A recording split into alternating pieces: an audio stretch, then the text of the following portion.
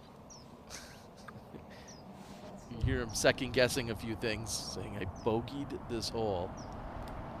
Yeah, hole 3, one of the easiest holes on the property.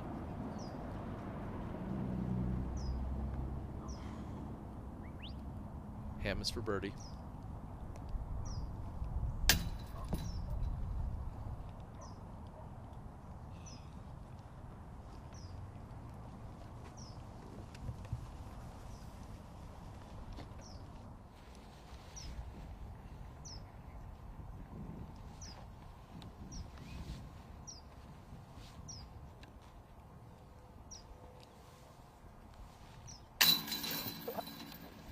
Kevin Jones.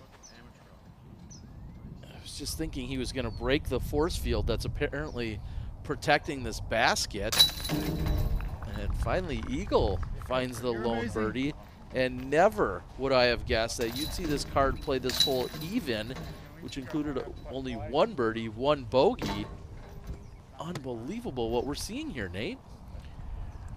Yeah, it's tough to tell what's going on. Just, you know, finding that comfort zone. Here's a Castro from circle 2. Lunging forward just off the cage.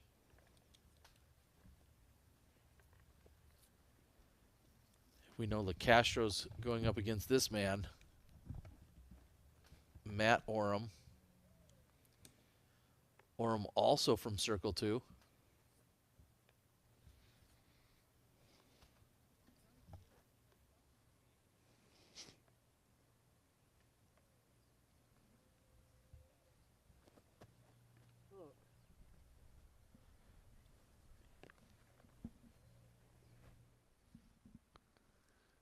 All right, we're back now with Ezra Aderhold. And this guy is on fire. Yes, he is. But he's going up against Gannon Burr, the youngster, not giving up either. Gannon, 4 under through the same amount of holes versus 6 under. It's going to be a good one. Looks like a cage match to me. We'll be back in a moment.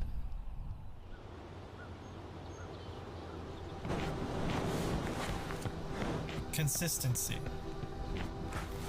is the foundation that talent thrives from. Paul steps up. Day after day and year after year. Luck has nothing to do with it.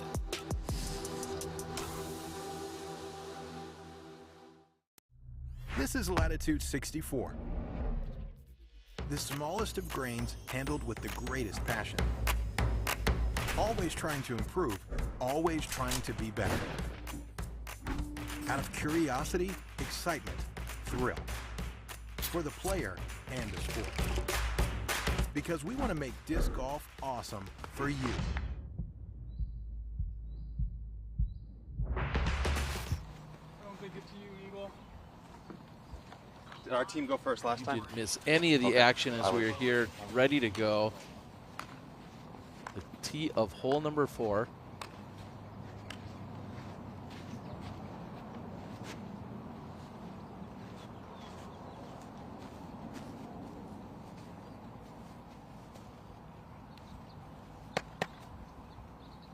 Kevin Jones not able to take advantage of the missed putt by Adam Hammis because he missed one of his own.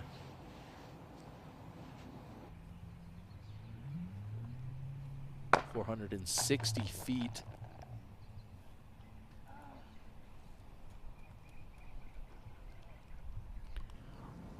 And we've got Jamie Thomas out on the ground. Jamie, can you confirm if that's OB or not? That is OB, guys. He's on the cart path, which is out of bounds to the right. Yeah, so dissimilar from hole 2 where the cart path was inbounds. Here on hole number 4, the cart path out of bounds, as Jamie said. Yeah, there's a few instances throughout the course where it's going to be one or the other, and it's not necessarily consistent depending on where the path is. So thanks for the clarification. Outside the circle for Eagle McMahon. Very makeable putt, though, from about 40 feet. Well, it'll be an interesting spot, actually, for Adam Hammis, as he did come in on that sidearm. It could be an easy putt, or it could be a much more difficult one if that last tree gets in the way.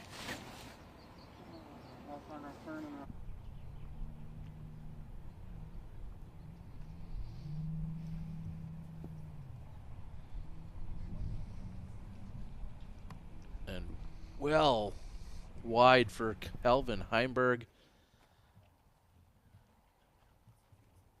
And it looks like Drew Gibson's disc is potentially in a tree. That's what I think they're trying to retrieve there. Are you guys okay with this right here? Yeah. Good work.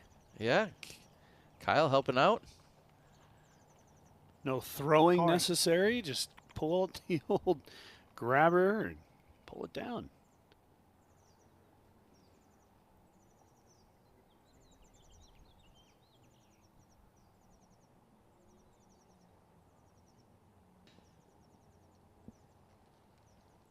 Looked like a great bid, but doesn't convert. So here's Chris Dickerson from a different angle.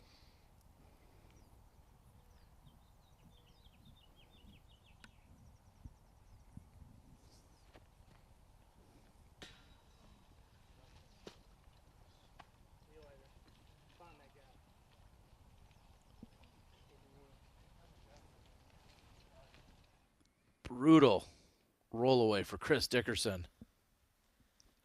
On this hole, it's the fence that's OP. So that cart path is inbounds as well as the grass in between it and the fence. So long putt for par coming back. Putting towards the OB for Heimberg, hence the low effort. Just slides it up under the basket.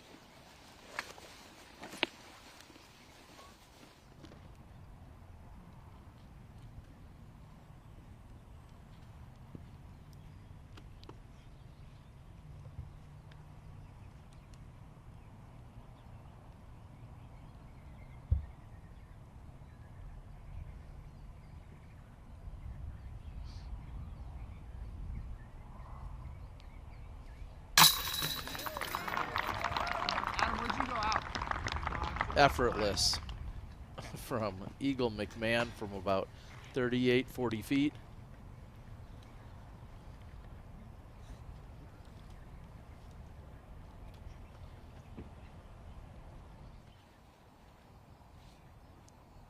Kevin Jones now from 28.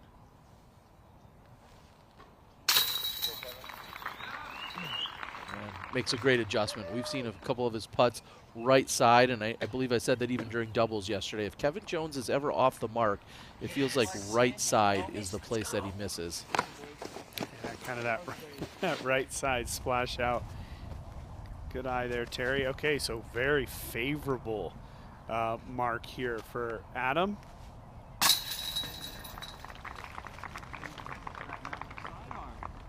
He quickly steps up and puts in for the par save.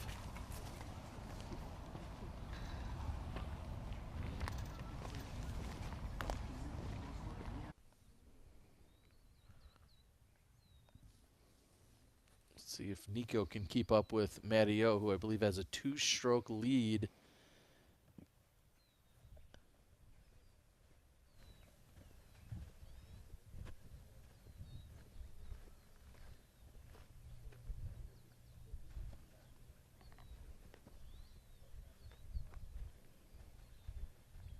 And this is Matty O to extend his lead over Nico LaCastro.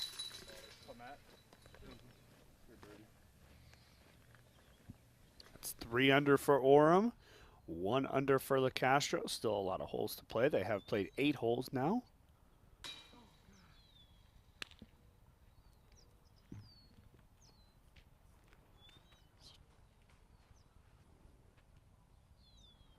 James Conrad had an opportunity to take a stroke away from Drew Gibson after Gibson was up in the tree.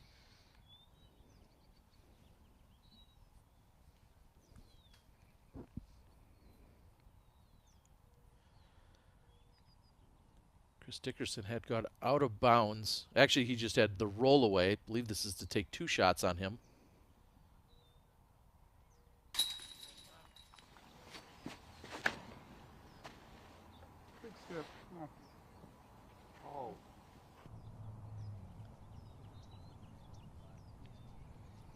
Boy, just hitting a little bump in the ground there, not getting that forward power skip. Long look. Chance for Heimberg to put one in close.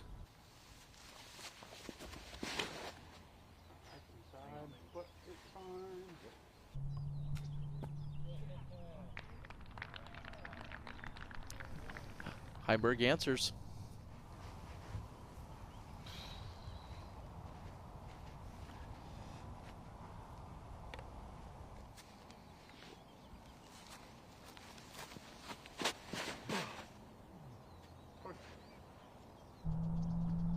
Playing for a skip.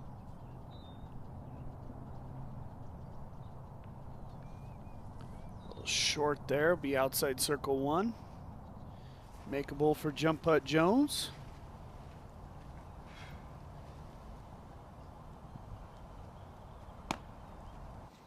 Adam needs a good one here. Just needs something in close. Currently sits 2 back of Kevin Jones. Nice. Yeah, this looks great. And that's kind of what he needed. He needed to calm down a little bit. He had the couple of different OB shots. Now we'll rejoin Kyle Klein on the tee of 7. 349 feet. Going to play a much higher route. Try to go up and over, and I'm not sure that was left enough. We'll see how much it carries. Oh, it needs to sit down, and it does up on the platform. Great shot by Kyle Klein. Yeah, fantastic. Up ahead, 297 feet for Ezra Aderhold.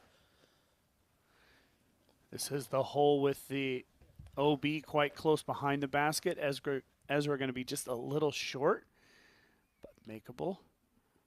Currently one of the best rounds out there at -6, and they're moving up on hole number 5 here, Jamie. And is it us, or are these guys just off a little bit today? Definitely not you guys. A little bit off here. Good to see Adam Hammes get rolling, though. Yeah, we're just seeing the projected points now, and it's back to being all tied up. Yeah. 6.5 and 6.5. That's exactly how the day had started. Here is Eagle McMahon from out in circle 2 again. Sick. Boom. Yeah, well, it wasn't the driver, dude. It was the putter. Fantastic. Yeah, in fact, I think the driver let you down. It was the putter that did the work there, as you're saying, Nate. Well, and McMahon has, even though we were just talking about a little bit off, he's putted extremely well. Make the big putt that the comeback around 1. This was a huge one. There's that right side, low right side for Jones. That is going to open the door for Adam Hammes to cut the lead from 2 down to 1. Hammes will need to convert from 25 feet.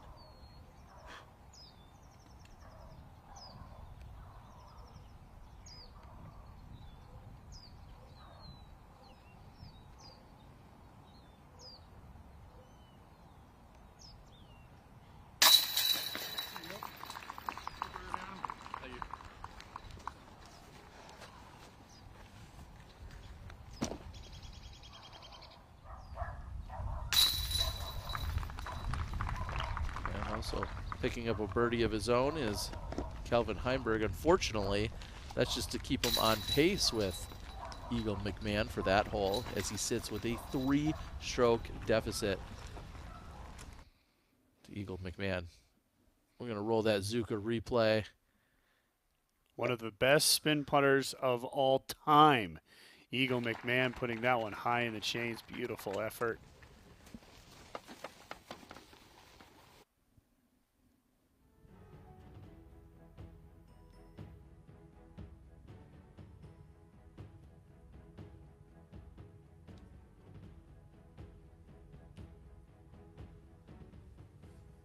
Nate, those projections keep changing. And we're going to head over to Ezra Aderhold. We saw the drive here on 9. Does the putter stay hot? Certainly does. Ezra Aderhold, he's playing the course really the way you should. He's only had to make a couple of longer putts, and he's been giving himself great opportunities just like that one. So the only hole he missed was hole 4. And Chris Dickerson hits the tree and it drops straight down, and I believe they're ruling that as a missed Mando. Yeah, I'm down.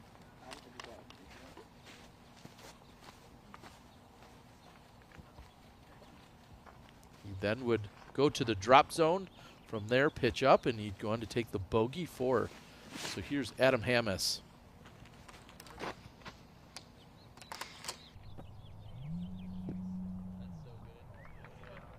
Park job for Hammes. And going back to Dickerson just for a moment, with that, Kyle Klein has a 4-stroke advantage over Chris Dickerson. Yeah, Chris just 1 under par.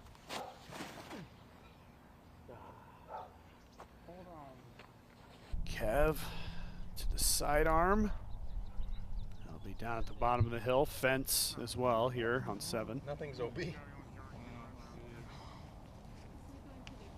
Excuse me, 6. That was the same conversation we were having earlier about the OB.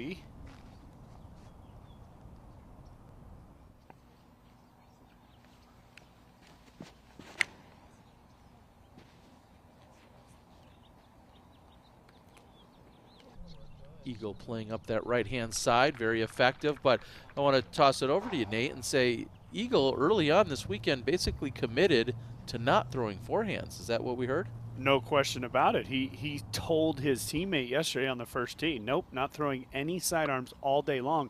And in fact, threw a left-handed tee shot on the back 9. We'll see if we get to see that again, but there's obviously a lot of speculation we can make overall, and what a fantastic shot from Calvin Heimberg. Speculation we can make about McMahon. At the end of the day, it is something that he's thought about. He's obviously committed because the tee shot he threw left-handed still went 300-plus feet. He might be a lefty one of these days. Here's James Conrad, who's squaring up against Drew Gibson. In fact, they're tied at the moment. Yeah, that's one of the best matches out here right now is the Gibson-Conrad matchup.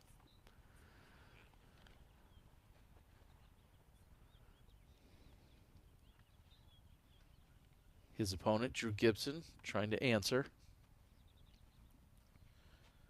Hole 8, 425 feet with OB very close to the backside of the basket. And on the front side. And Drew is in a great spot. Swing, better swing. Ezra on 10, 536 feet.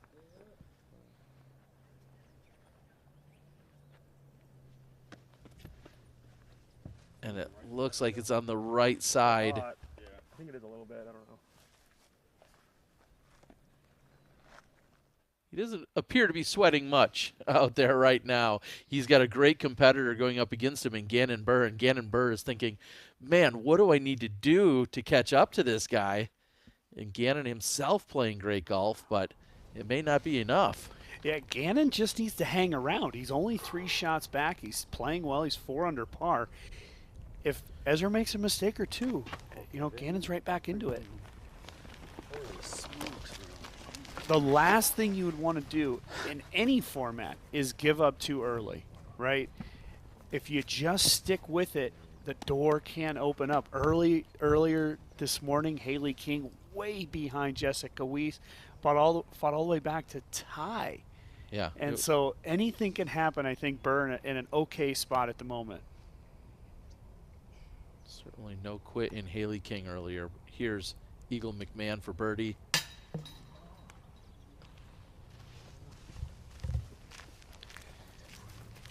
Well, it's just the way the cookie crumbles, huh? I was as you think he's starting to really warm up. I was just thinking, wow, he is human. He's missed a putt. Heimberg needs to capitalize. And with no problem, he does. So Heimberg should bring himself within 1, I believe, of Kelvin, or I think that does bring him within 1. Yes. You or me? All right. Sorry.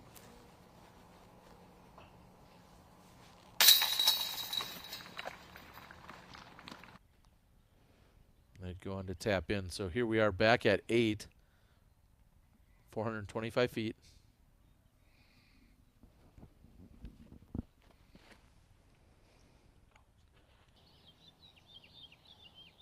Klein currently with a 4-stroke advantage over Chris, but Chris not missing that one. What a shot. Yeah, Dickerson's not going to give up. I mean, he is affectionately nicknamed the Robot Chicken for a reason. There's our projected points. Calvin's team just one ahead at the moment. And I think this is a perfect example to say, you know, look, if Ezra was playing Adam Hammis right now, he would have absolutely crushed. You know, he'd be crushing Adam Hammis right now. But that's not the matchup. It's Burr. It's not. Well, right now, Matt Oram is going up against Nico LaCastro. Nico sits just 1 under par. Yeah, 3-stroke deficit right now to Oram. That's a smashing tee shot. Yes, the skip in ace.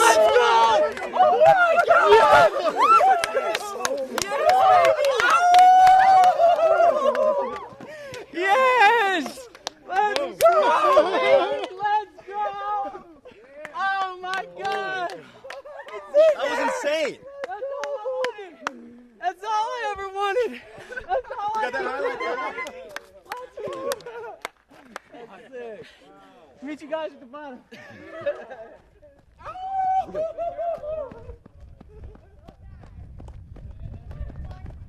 Let's go! Let's go! Nico LaCastro, one of the greatest of all time. I mean, if there was a pond, he would be in it right now. Yes. Well, first of all, he'd need to cool down after running around. What an incredible shot from Nico. Incredible. Unreal. Congratulations, and that might be exactly what he needs to start to catch up. Wow, he went into that hole 3 strokes behind Matt Oram. They could be all tied up. Yeah, depending on what Matty did. And that hole is a smash. I mean, that is a huge shot out over the desert onto that really tricky green, and he skips it in the basket. Unbelievable. That's all he ever wanted. Wow. Well, then he should be 100% satisfied. Nico's never satisfied. He always expects more of himself. And Eagle McMahon trying to eliminate the putting game here. That's a great tee shot on 7.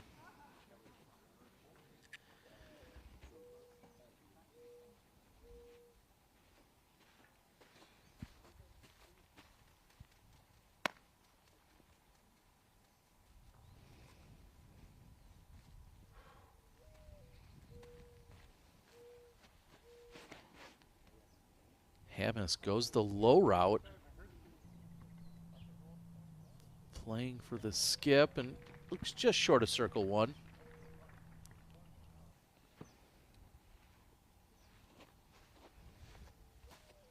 There we go. There's my line.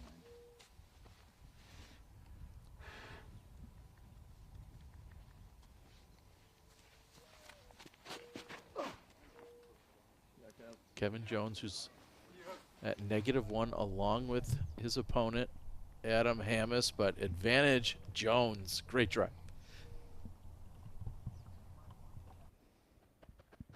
I'm going to roll that Zuka replay. Nico LaCastro.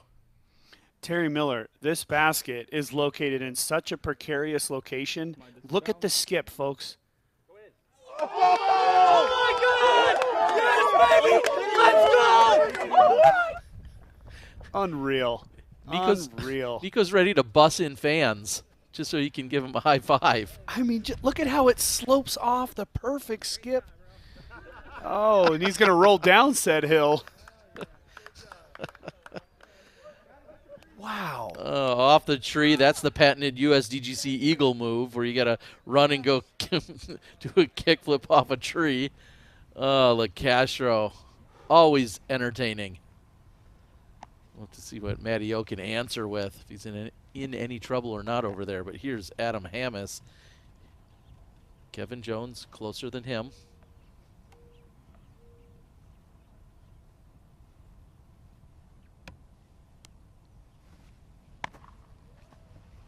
You're broke. What do you think, Kev? Think by me. Alright, you to me. Sounds good. I'm going by the thing. Worst part in the world.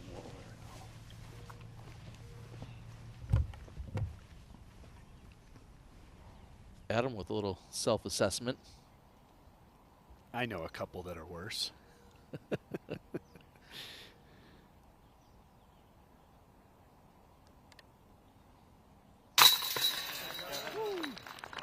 This time Kevin steps up. Heart of the chains, no problem for Jones. I think you're going to hear that from a lot of players. Sometimes it's just the way that people motivate themselves is so different. You know, that's the way that Adam, that's the angle he takes. And, you know, we're not going to question for him. He's won several events that, you know, he's earned it.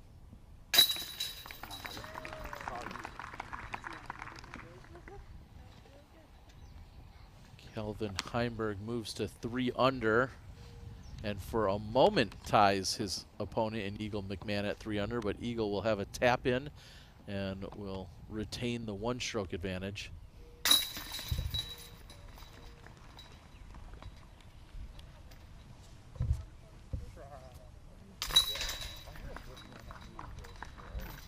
Cart in hand, no problem. Eagle McMahon drops it in. It is a park job. Dare we say that group's warming up?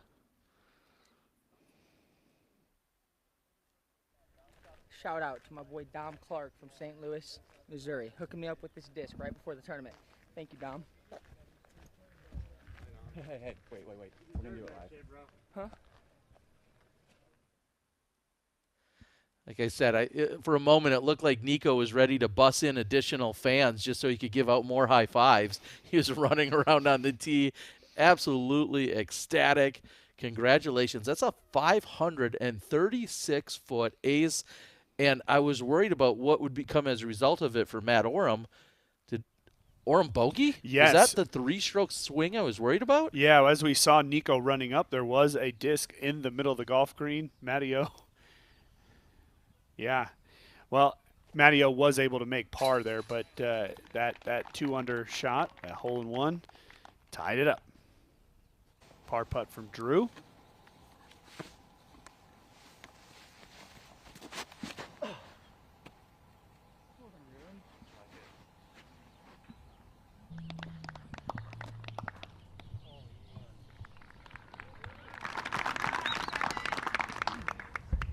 Looks good for Kevin Jones.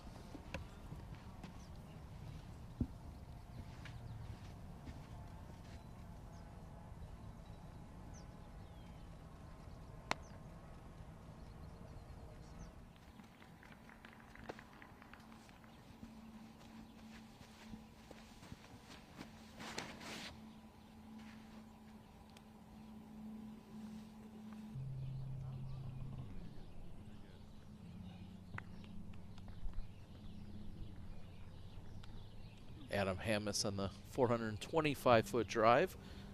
Looks to be in good position.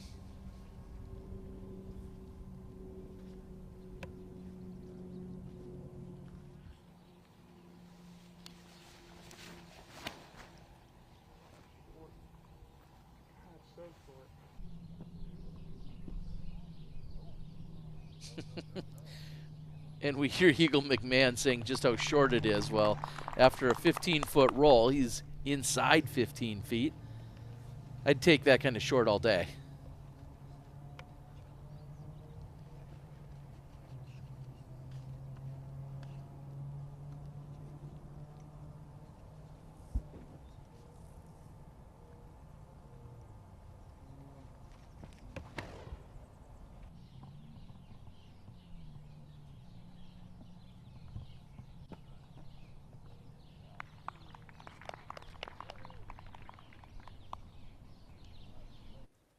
Aces are great, but how do you follow them up on the next hole? All that adrenaline, all that of excitement, and now Nico heads over to hole 11. Here's his tee shot, 468 feet. Double step in. Skip in. Ooh. Let's simmer down, guys, on the skip-ins, all right? I don't know that you can just keep calling them the rest of the round. But, Nate, as you know, the only way you can get 2 aces in the round is if you first start with 1. So, Yeah, Nico LeCastro, maybe trying for more fireworks. Right. Considering that's all he ever wanted, the second one could just come by accident. That's true. Now, I do want to make a correction for everybody at home. Matt Oram did go on to bogey the previous hole. That's why we are tied up with this matchup after the hole-in-one from LeCastro. Downhill. Skip in.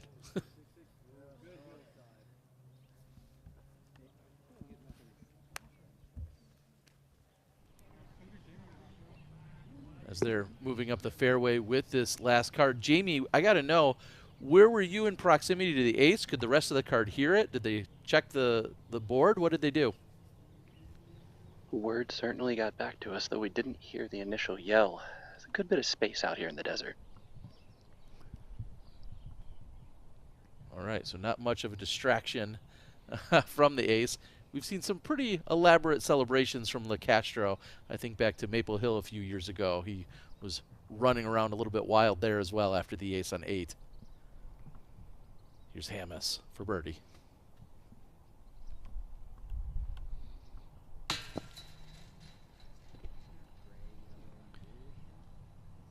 I was actually in that group when Nico got the hole-in-one on hole 8, and he turned around and yelled, "Finally." Finally. And today it's all he ever wanted. So it is so entertaining, though. He's one of the the greatest showmen in disc golf. All right, let's see if Eagle can dial this one up.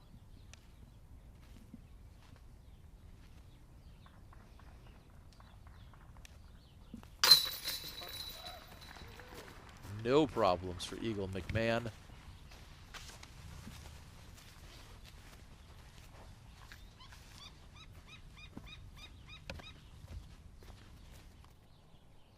Kelvin to keep pace.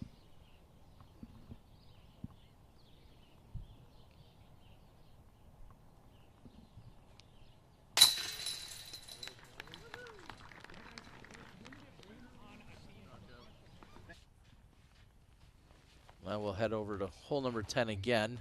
Here's James Conrad. And it's just so unlikely. Look at where this pin's located. Everything falling off as James has gone all the way down into the depths there. And that will be inbounds there on number 10, as you would have to get all the way to the road to be OB. But just the unlikeliness of the LeCastro skip, that to me was the most incredible aspect of that shot.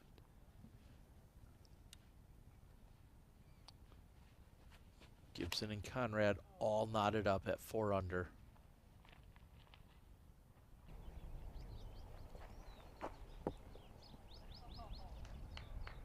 Oh, and that took a nasty bounce back, but it does not punish him with an OB stroke. So now here's Matty O off the top band. Man, the momentum just so drastically thrown in the direction of LeCastro. Just a screeching halt. But right now, Team Eagle with the projections would have 7 points, where Team Kelvin with 6. So, and that was just flipped a few moments ago, as you said, when we had the huge lead out there by Matt Oram. That got flipped around on the last hole, and now we're seeing that Nico LeCastro, who picked up 3 on hole 10, might pick up a 4th stroke on hole 11 in just 2 holes. You do not see those kind of swings that often. No. And 10 is just such a difficult hole. And, you know, that's how that happens. There's that tree with the magnet. Yes, the tree you were referring to yesterday. Oh, this is a little bit longer than we thought here for LeCastro.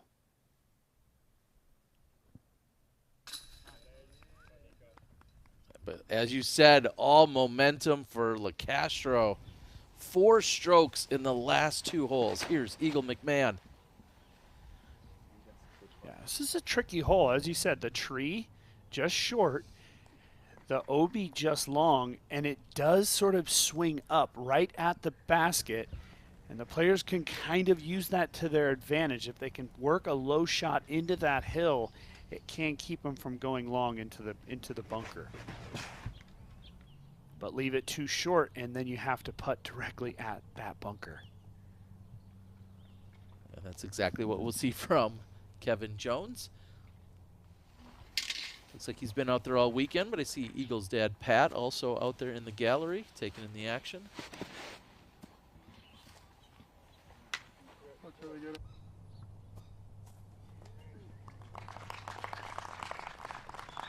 I'm no longer going to say pin high on this hole. I'm just going to say tree high, because that's seems like the collection spot for so many of the players.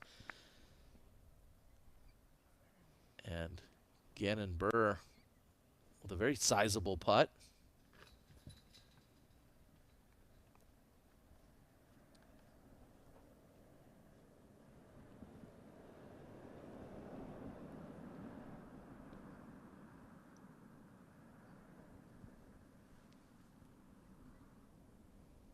Ezra, who has the hottest round on the course going here, trying to collect another birdie.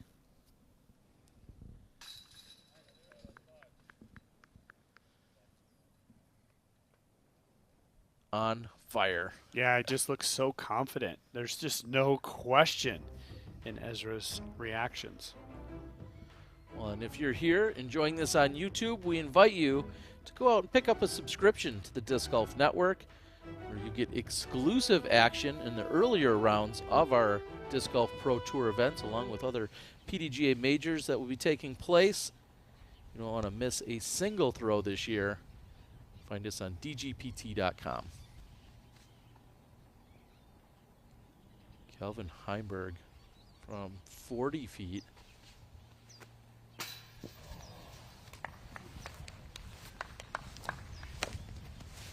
Come on.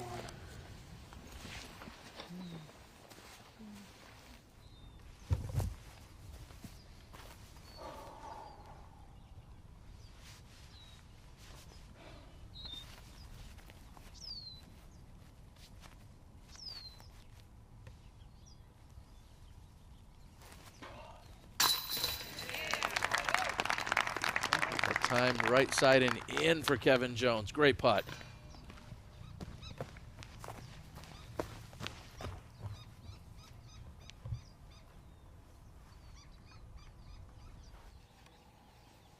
So although Eagle's closer to the basket than Heimberg, it's not necessarily any easier of a putt. And anything off the top of this basket would find that OB long.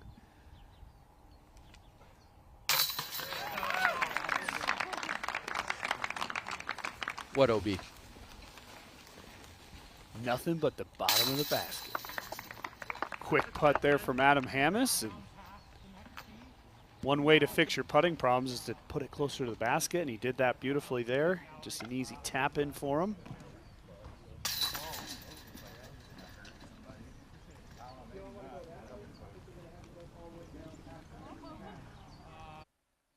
Team captain Calvin, the only one not to pick up the birdie. Here's a James Conrad forehand. And that certainly works. Not something you see often. Over on 12, Nico LeCastro, 360 feet. Yeah, this is a tricky green as it slopes away from the players. Really, the sidearm is the best way to attack this hole. This looks great.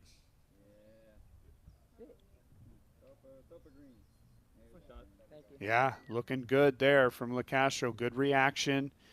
And now to Oram. Oram going to go with the, as Matty would call it, finger pop. Finger pop. It's just such a tricky shot because the green slopes from right to left, down and away from the players towards water long. Backhand's very difficult here.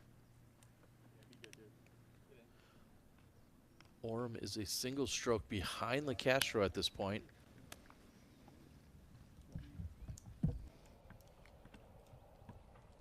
Rejoining Drew Gibson. This is for birdie on 10.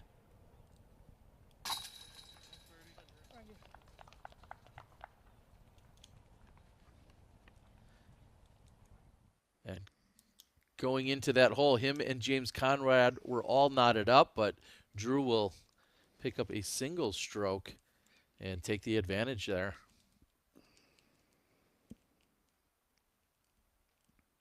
There's the 10th hole from high above.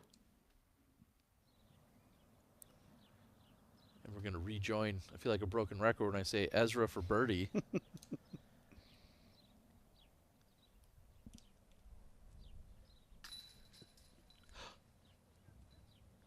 And there was a scratch in the record there. Nate Ezra doesn't convert on the birdie opportunity. The only thing that hole with the 4-stroke lead, though. Well, the only thing that matters is can Burr. You know, I mean, we don't know where Burr is here on that hole, so opportunity for Gannon.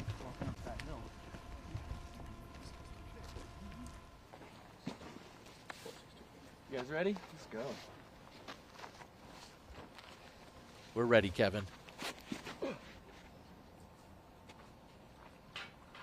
need probably some help, maybe.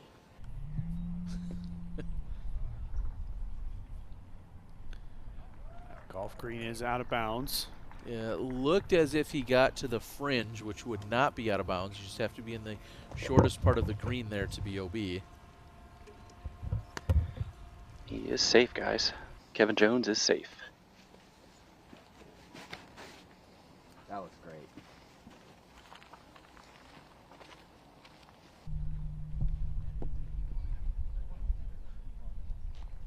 Oh, and Jamie, that doesn't look like it found the fringe. Is that OB? Yeah, he didn't get the same little forward carry. He kind of hopped up vertically when he hit that grass and stayed right there.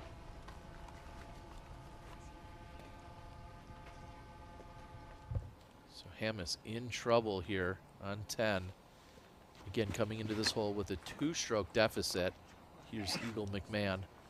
He's got a 2-stroke advantage over Heimberg.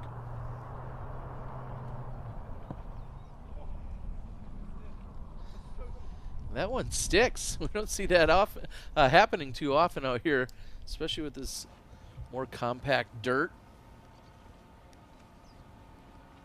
A little bit of right to left off of this tee box, guys. Going to dive that righty hyzer into that hillside.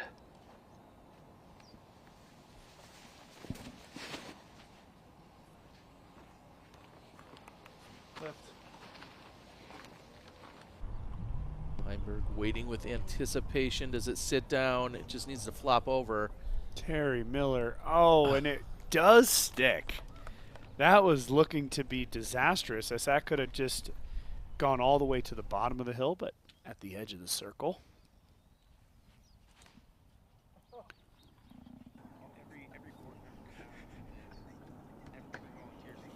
Drew Gibson on 11, and that tree may have saved him from going out of bounds. Well, and it definitely saved that white car. The timing of that could have been disastrous. Wow, and Gannon Burr will cut the deficit down to 3. And Nate, you said it perfectly. He has to be able to take advantage. Clearly, Ezra's not making many mistakes today. No. So when Gannon has an opportunity to score, he's done just that. And sits 3 behind him. Here's James Conrad. This is that very tricky hole that we saw yesterday, the players going long a lot on. Today we've seen the adjustment. They're coming up a little bit shorter, keeping it closer to the basket. You could just see the shot that Nico had to throw. He had to go out over those buildings, over the desert.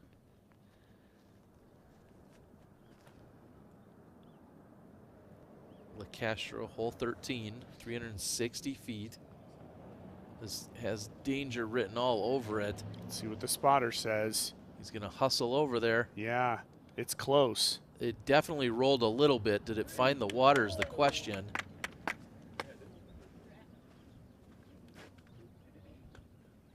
And maybe there was some sign language that we missed, but it looks like that's going to be in bounds, at least by the applause. Either that or Maddie was applauding.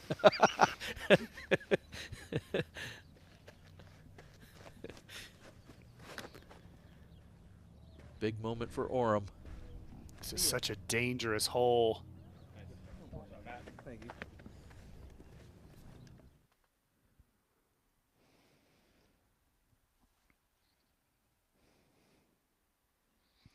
Yes, what a great perspective here is, as Jamie said, the kick forward for the left-hand disc there, and then the one for Hammis just sticking on that golf green. They're going to give it to him there. Assumption being that he rolled backwards. Might be a bit of a generous spot there that they're giving to Hammis, but hey, it's All-Star Weekend, right? Well, and that was going to be my question to you, Jamie, and I didn't know just how close you were to the green. Do you feel like that's right where he went out of bounds? At risk of sticking my neck out, I might have made him play it from the other side if I were on the card, but it's not up to me. Okay. Here's Calvin Heimberg with a birdie look.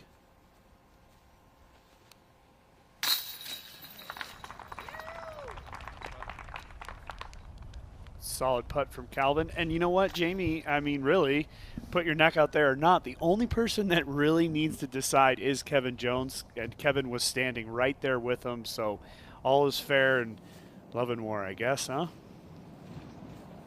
Yeah, it's a little bit of both out here today. Eagle from just inside the circle to answer Calvin's birdie. Oh, no.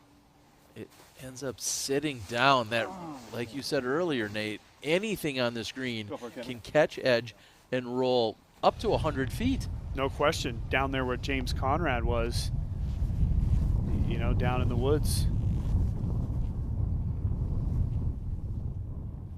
Woods is the wrong term. I'll call it the desert. The marshy area. The desert. It's someplace you don't want to be. Let's put it that way.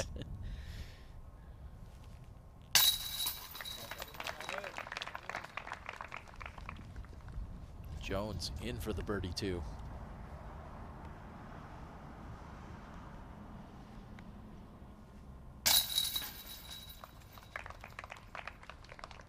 And to mitigate the damage, Adam Hammis will walk away with the par 3. Yeah, so that'll be Jones extending over Hammis. And right there, Heimberg's going to get one back on McMahon. And the two top seeds, the two captains, are now all tied up through 10 holes, 6 under apiece.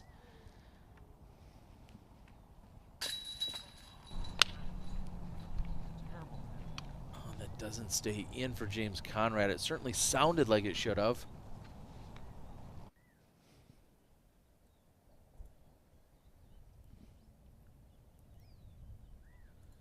Drew Gibson had already laid up, so Conrad not able to take advantage of it. Here's Nicola Castro.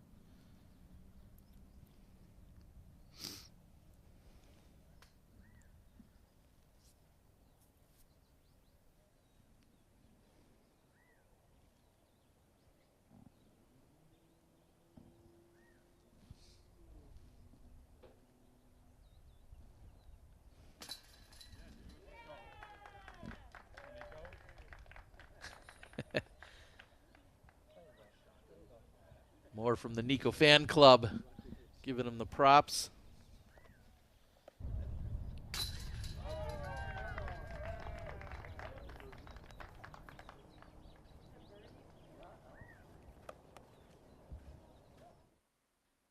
Everybody enjoying their time here on All-Star Weekend. We're so glad you guys could join us right here on the Disc Golf Network, along with our YouTube broadcast. This is the All-Star Weekend presented by Discraft. We're out at the Push Ridge. This is a temporary course which was set up a few years ago for the Arizona State Championships. And we're going to have more action on the other side of this commercial break. We'll be right back.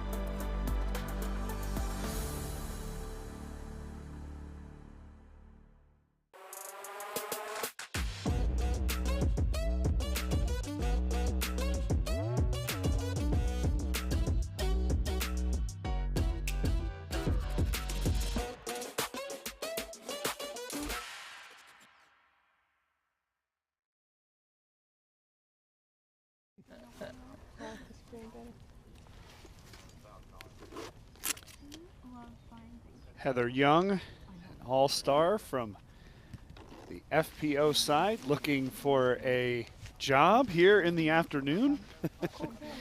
Jumping in on the cameramen, getting a bird's eye perspective of what our fantastic cameramen get to see on a daily basis. Here's Burr. Now this is Burr to take yet another stroke on Ezra.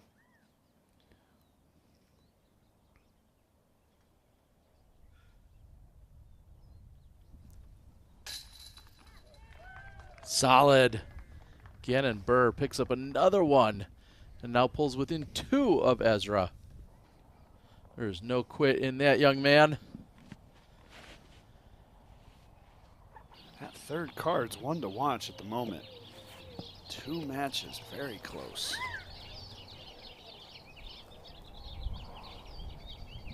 And a good view of the green here on number 12.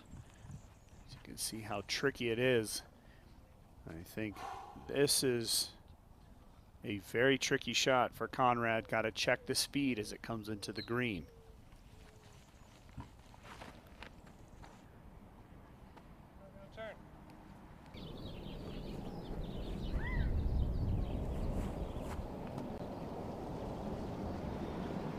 As he said, not enough turn to get that one to push from left to right. That's a long carry on a straight Anheuser. Yeah, huge advantage to the sidearm on 12. And that was a perfect reason why. Now, Chris Dickerson, 3 back of Kyle Klein. Kyle Klein playing extremely well, 6 under par.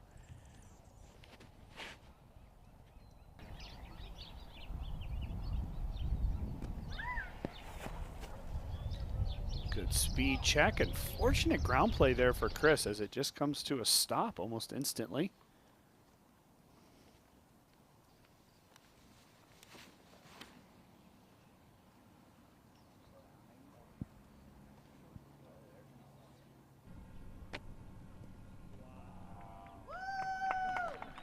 Yeah, that'll do.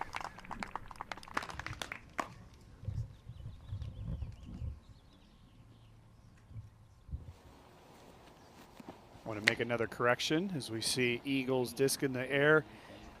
It is a 1-stroke lead from McMahon. I had mentioned that it might have been tied on the last hole, and it looks like it'll stay that 1-stroke lead for Eagle as they're both in close.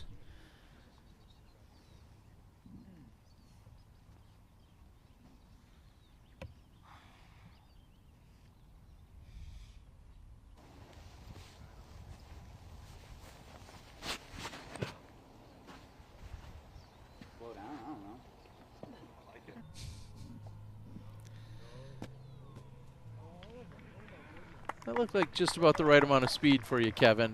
I think you'll be happy with that result.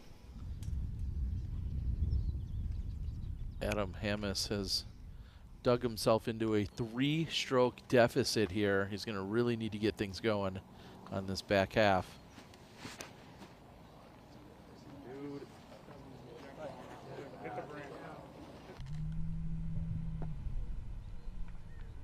That checks up, although it was heading toward the out-of-bounds road. It does check up, and he'll still have a very makeable putt for the birdie. However, that's going to be first to act to think on this downhill shot. That is the furthest from the pin. Long birdie attempt here from Conrad.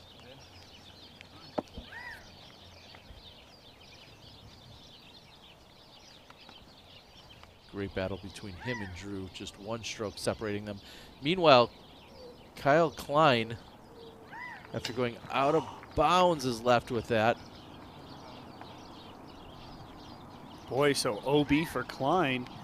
Chris in a very good position. That's possibly a 2-stroke swing, which would bring them within 1 of each other.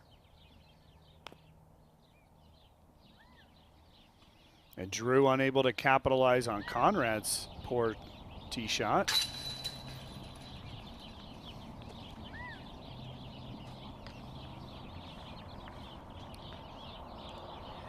You know, it just goes to show you, it's surprising what's the mentality once you get up? Do you just stay pedal to the metal? Do you try to play safe?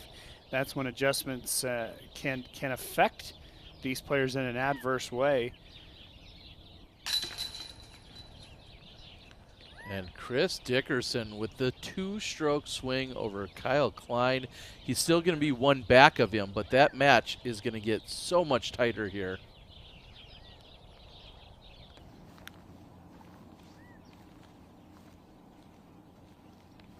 Here's Adam Hammis, first to act for birdie.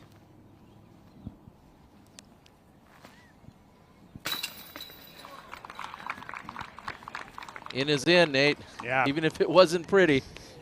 True, and also true that was a huge putt for Adam Hammis because we know Jones is in close, and that really would have just kind of put a lot of momentum. And while they tap in for the birdies, we're going to take a commercial break. We'll be back in a moment.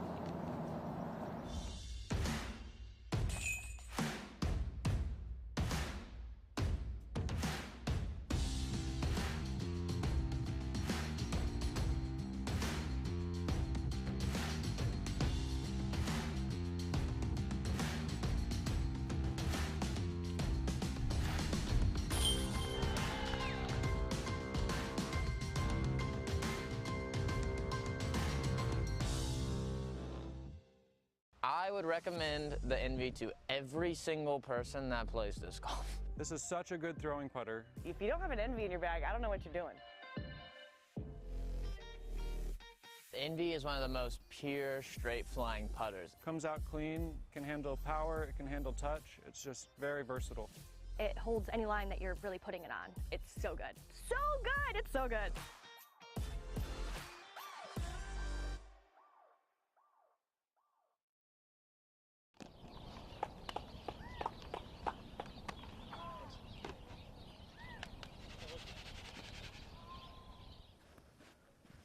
Looks like we're going to jump over to Ezra Aderhold. Hole number 14. This is a par 4. We saw the massive roller that he put down. And James Conrad finished it off with a huge putt. Today, a little less aggressive. He's just going with a air shot. Well, I think that's smart because the roller can easily get into the right there on 14. And without a partner out in the middle of the fairway, it could be a disaster for Ezra, who does have that 2-shot lead against Burr.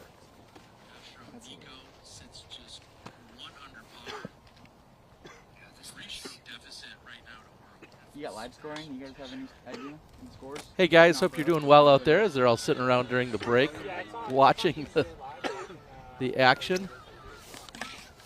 Good to see you, Adam, Kevin. We're looking forward to some fireworks here on the back, guys.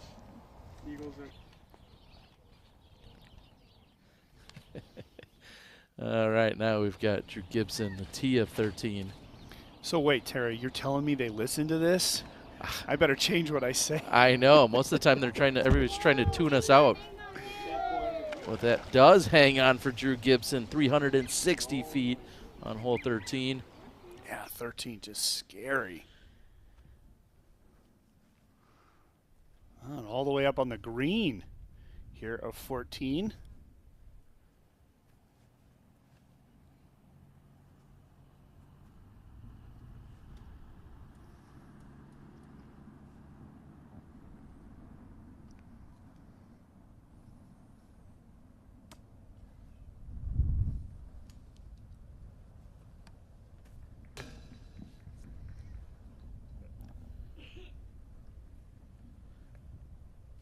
Gannon's attempt just off the basket. Back on the tee of 13, James Conrad.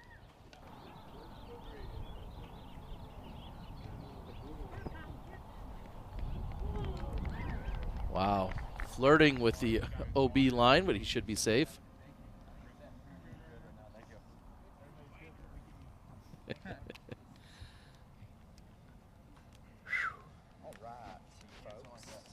All right. So the first official backup of 2022. Hopefully the last, Nate. Hopefully the last. Yeah, they're actually just waiting for the other group to tee. On the next hole. And I heard the phrase perfect was thrown out there, and it was exactly that. It's so tough to actually say perfect. I mean, you know the distance and the angle's right, but what a tricky green. You're kicking up, you're rolling very possible with this quick sidearm coming in. Hammis looking for a big skip. He gets a little skip and a little roll. That's inside the circle. Not nearly as close as Jones. Yeah, Jones putting a ton of pressure on Hammis right now.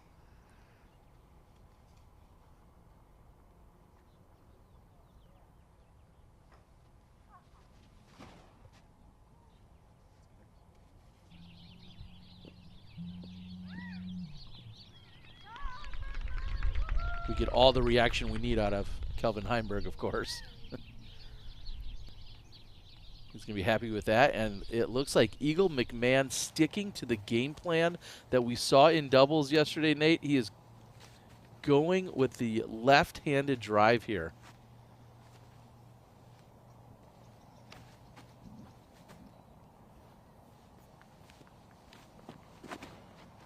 Yeah, 360 feet. He was about 60 feet short with a tree hit yesterday. Check this, Terry. Terry Yes! Miller. Eagle McMahon, the left-handed drive on the dance floor. On the dance floor, I'm going to give him that one. He could go ahead and put it left-handed. What a shot from Eagle McMahon.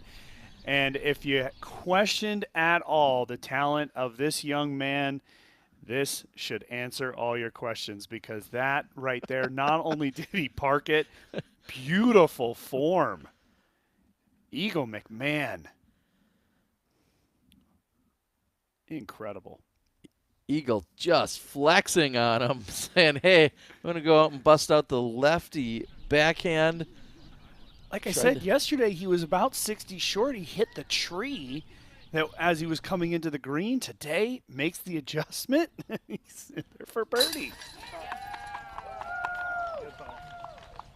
Conrad for birdie. That moves him even with Drew, both 5 under par. We know Drew was real long there, so unlikely to have made that putt.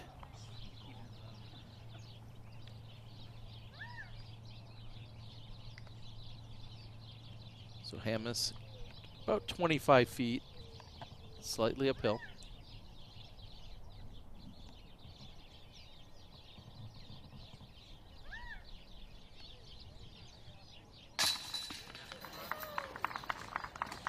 Solid. Yeah, the confidence is now coming back around for Adam Hammis. Unfortunately, the confidence has already been pretty high for Kevin Jones, as he's been putting himself in great positions. Well, first left-handed birdie officially on camera. We have it here. That's why you have a subscription to the Disc Golf Network. This natural-born lefty's pretty jealous of that one, guys. Jamie, someday you hope to be able to throw as well as what Eagle just did with that shot. Well, yeah, I'd love to see Jamie with a right-handed tee shot. It would look nowhere near as good.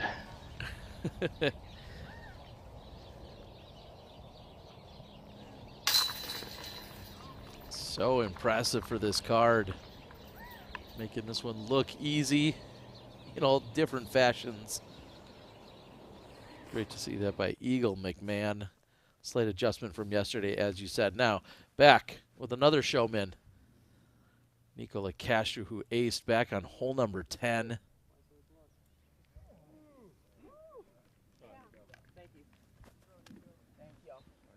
Yeah, and Terry we saw Burr putting earlier. That putt was for par, as he was OB. You could see the OB line just to his right earlier just a moment ago. So he lost another stroke to Aderhold, who ended up going on and parring that hole. And so back to 3 strokes for Ezra.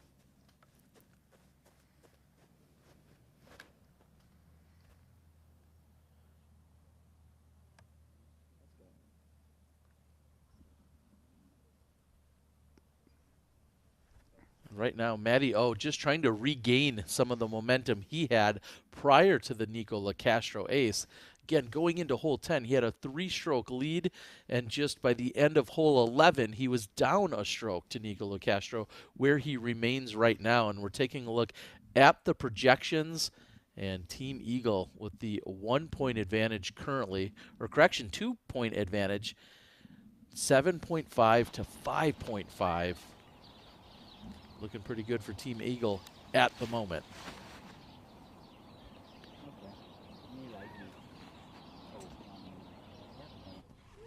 What a shot. What a shot.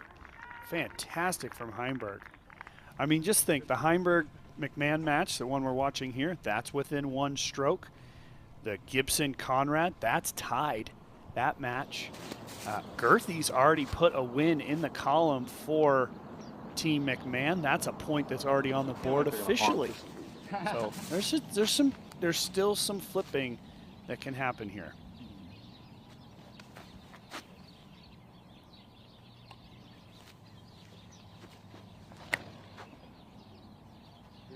I don't even get it now. You never had a push hole? Yes, but what is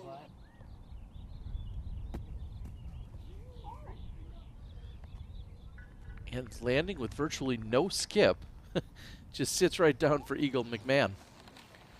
What an advantage for McMahon over some of the other players to be able to throw slower discs with his power.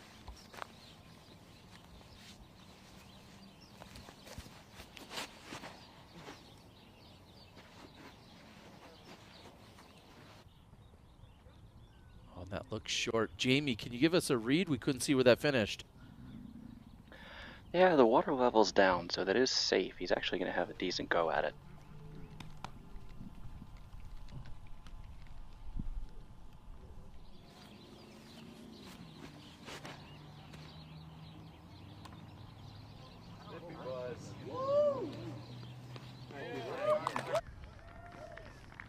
Not as good of a go at it as Adam Hammis, who he's up against. Great shot by Adam to answer.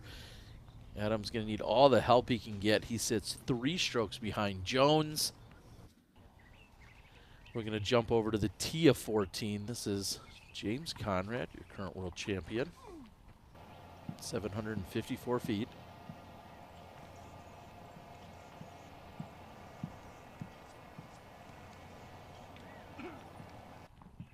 Good shot, right in the middle. 14 can be tricky as it does sort of bend back to the right at the end there, putting yourself in the middle, and a good solid sidearm is the ideal play here on 14. Of course, Conrad will go to his well-known turnover.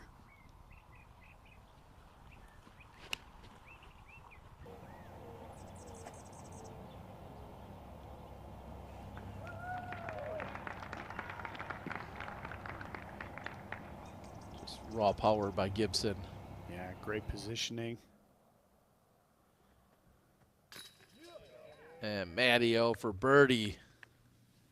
Huge putt from Matt Orm. We know that LeCastro's in good position. We didn't come to All Stars to lay up. Okay, we'll go right there.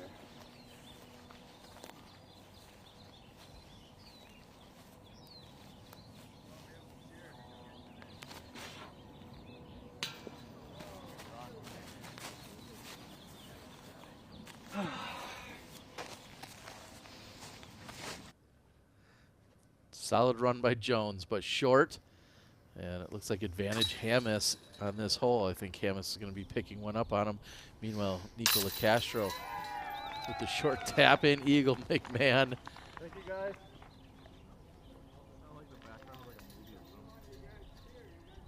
I know the last few holes have plenty of danger to them, but Eagle McMahon looks so good, and Calvin's just thinking, man, I got to keep pace. Just in case there's that slip up. Yeah, but there's no chance that you're laying in bed the night before when you get up this morning thinking that you're not going to have the pedal on the metal the entire time, especially if you're Calvin Heimberg going against Eagle. I think this is just par for the course at the moment. To your point, Nate, I just went and told Eagle, nice shot, lefty. He said, that's not the last you'll see of it either. All right, so more in store. I love the insight. Thank you, Jamie. You got to know that certainly building on the confidence of what he just pulled off a moment ago. And here we are, hole number 16. This is 392 feet. Yep, 392 back up the hill, just a full-on power shot, and Ezra perfect. Ezra currently sits at 9 under par. That's where the hot scores have been from Eagle McMahon, who's still on the course, and Double G in the clubhouse with a 9 under. Not that you need to compare to those for any other significance. It's just kind of a little bit of a indicator of what's out there and what's available. Here's Gannon Burr.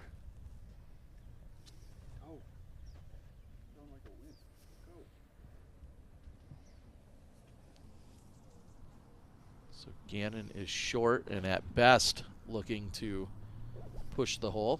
Wow, Gibson with a sidearm. I like it. Beautiful shot. Good? Yeah.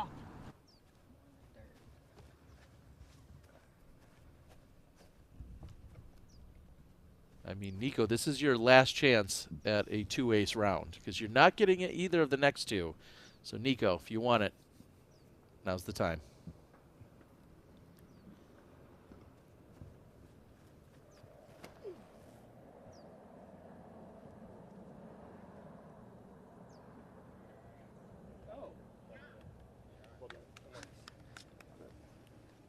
A little bit short, but certainly a makeable putt. Yeah, and a slight opening for Matt Oram. I mean, Matt, you know, if Matt can put it in close here, he can really put pressure on Nico, and that's an uphill putt, which could bring in a little bit of challenge for LeCastro.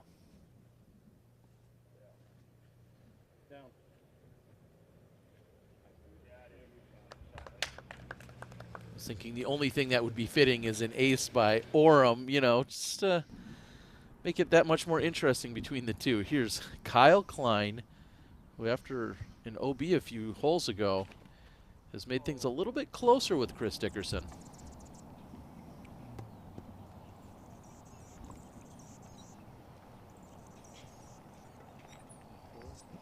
Looks like a pretty makeable putt for Klein. Man, just when we think we can take a breath or anything is under control, it's anything but that. I mean, Ezra looking good against Gannon. He's got those 3 strokes. I don't see too much movement there, but we always keep talking about 17 and 18 are looming, and really anything can happen on those 2 par 4s. Yeah, and at the moment, if you are Ezra Aderhold, you just have to kind of put the pressure back on Gannon Burr to make the shots, and that's the difference. What a beautiful putt there from Chris Dickerson. That's the difference on 17 that you can do. You can kind of lay back, put it safe, force that other player to go at it. 18, not the same situation. You actually have to stay aggressive on 18 to avoid a lot of early out of bounds. So it's nothing's over yet, but Ezra can certainly put more pressure over on the side of Burr. So Dickerson is in for the birdie. Klein, this is to keep his lead at 2.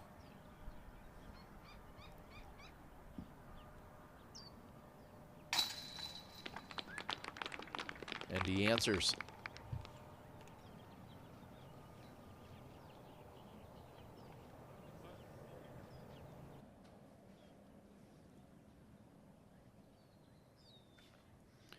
Here we are on the green of 16. Burr, about 35 feet. Remember, Ezra's in close. That needs to sit down. Oh, and that is the worst possible result. Well, Burr from the almost the exact same position. This is for par.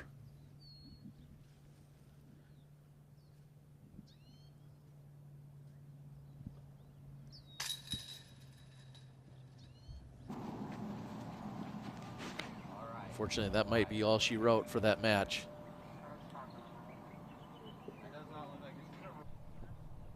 Tee of 14 for Hammes. Perfect shot from Hammes, creating a nice angle heading into this green.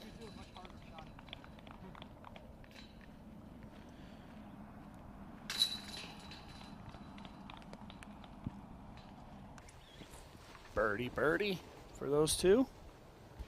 They stay tied. No, good turn. Good turn. Need you turning. Need you turning. Just going to play frisbee.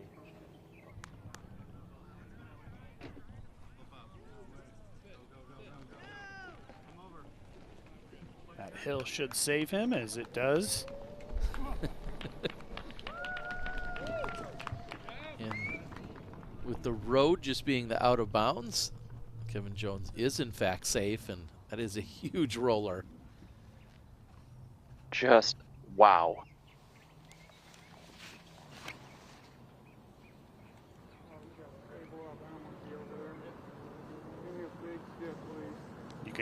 You can hear it in Calvin Heimberg's voice. The more left you are, the better the angle into the green. Nico LaCastro for birdie on hole 16. Oh, and he is very fortunate that sat down for him. Well, and Calvin Heimberg doesn't know it, but his teammate, Matt Oram, has a chance to, and he's just done it. It is now tied between LaCastro and Oram, and that is a huge half point and now potentially a full point that Matty O could sneak for the Calvin Heimberg team.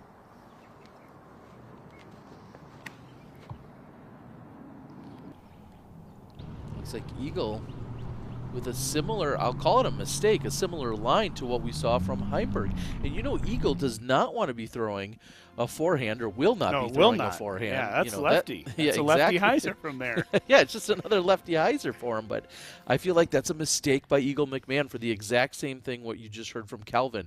You want to be left or left center fairway. You do not want to be anywhere on the right side of this fairway.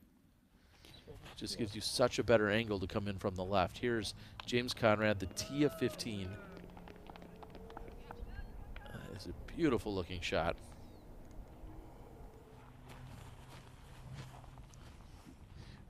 I mean, now we have that LaCastro Oram, this Gibson Conrad, both of them tied. These are crucial points.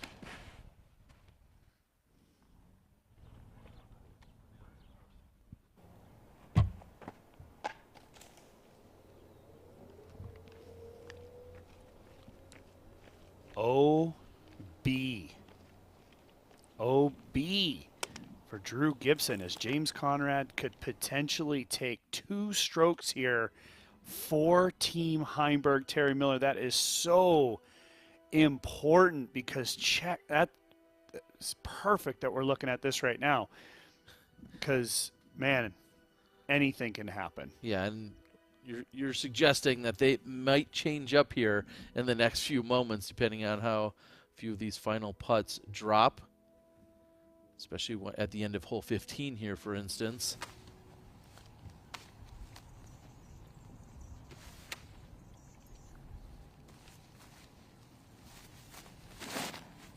Amos, this is his glow zone. And checks up perfectly. That's going to be a tap-in birdie for Adam Hammis. Yeah, Terry, it's so interesting to imagine a world that Eagle McMahon does not have a, world-class sidearm. We're seeing him line up lefty here, because for McMahon, he can design his preparation behind that sidearm. Now he doesn't have that. It'll be interesting to see how he's able to handle that throughout the season.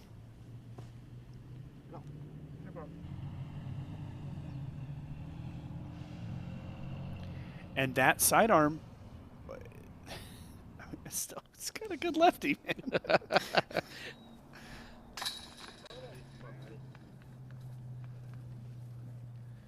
Now we just wanted to show you that again. Matt Oram able to tie that matchup. As they head into hole 17, again, the significance of that putt, of that birdie. Glad to show it to you again, as here we're seeing Calvin Heimberg put himself inside the circle, so he'll be a little bit closer than what Eagle was. Yeah, I can imagine the first question at the Vegas, press conference, right? Defending champion. How many sidearms did Eagle throw last year in a dominant performance? Is going to be sidearm or lefty? Well, we think he's just keeping the sidearm at bay. I don't, it certainly is not gone. It's just he's keeping it at bay right now, keeping it in reserve for the elite events in which he wants to bust it out. Not that this isn't, but he's going to keep it as rested as possible and pull it out when needed and when he feels like he's fully healed. Yes. As we all know as athletes, the worst thing you can do is try something prematurely and then actually prolong the injury or have it maybe even get worse. And let's face it, even if you told Eagle, say he didn't have a left-handed shot, if you said, hey, you cannot throw sidearms, he's still a top 10 player in the world. No reason to keep himself off the course over some injury that might be looming if he did throw the sidearm.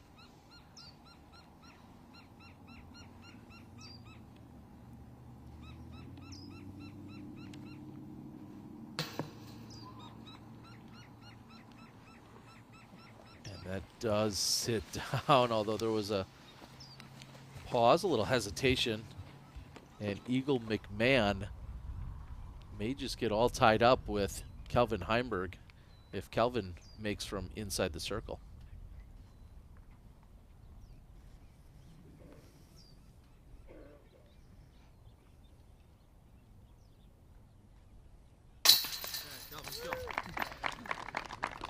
Just like that. We are all knotted up at 9 under par. And late surging from a lot of the Team Heimberg players out on the course at the moment is completely flipping the points situation. This is Jones.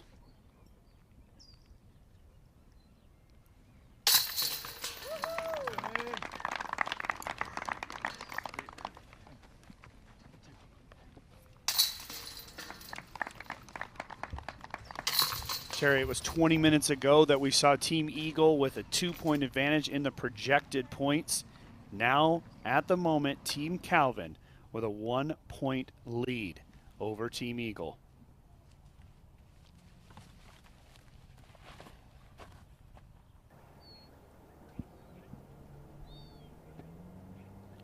This was that tee shot that we saw from James. And then moments after that, we saw Drew Gibson throw it out of bounds. So we'll have to keep an eye on that and see if, in fact, that two-stroke swing unfolds as we would expect, unless Drew can make some magic happen from the bottom of the hill. But James Conrad applying that pressure and trying to keep himself out ahead of Drew Gibson. Yeah, that's that. That's one of those points that's been flipped potentially in the Team Heimberg favor. Matt Oram playing it short, I think smartly, keeping it in front of the OB green. And look at these two men very close to each other. Hitting on that uphill run up. Saving. We're in the huddle with Matty O, and he says he's betting on that uphill run up. Okay. We'll check back with that. Here's Kelvin Heimberg as the tee over Eagle for the first time in a while. And look at this. Kelvin Heimberg parking it. Remember, Heimberg's had the tee over McMahon for quite a while since back on hole number 10 when Heimberg was able to take the tee. And now the pressure fully on McMahon's shoulders here.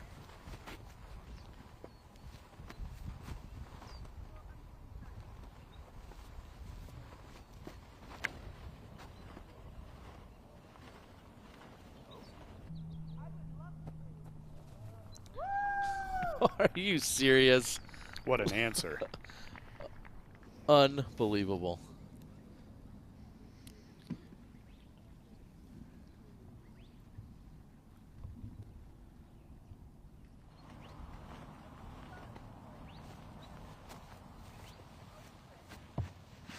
Oh, you yanked the crap out of it. The cactus did it.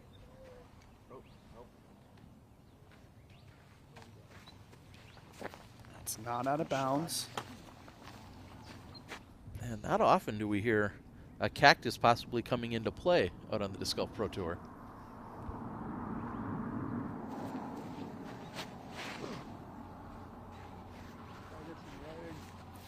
Interesting strategy from Kevin. That brings the OB into play. If we've got Jamie out there, we could see just how close that is. And oh, looks like our spotter. That's OB. All right. Matty O said that he was banking on the run-up for Nico to be challenging. Is he right? Well, more than that, he knows his competitor because he knows Nico's going to get aggressive. No real reaction. Now we jump ahead. Hole 16, James Conrad, 392 feet. And Terry, James Conrad did go on to confirm that two-stroke swing. Drew Gibson unable to make the par. It's now 2 strokes ahead for Conrad with 2 to play. Over on this other card, Kyle Klein dominant right now, 7 under versus 2 under from Chris Dickerson.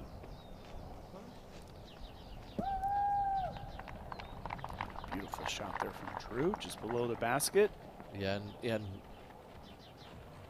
I noticed that major distinction, and here's the difference that took place. That's Drew Gibson. Looking like Chris Dickerson just running into a ton of trouble on 15.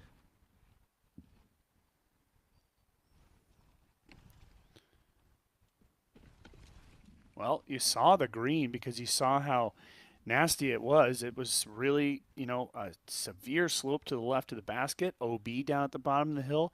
There could have been a rollaway involved in the situation as well.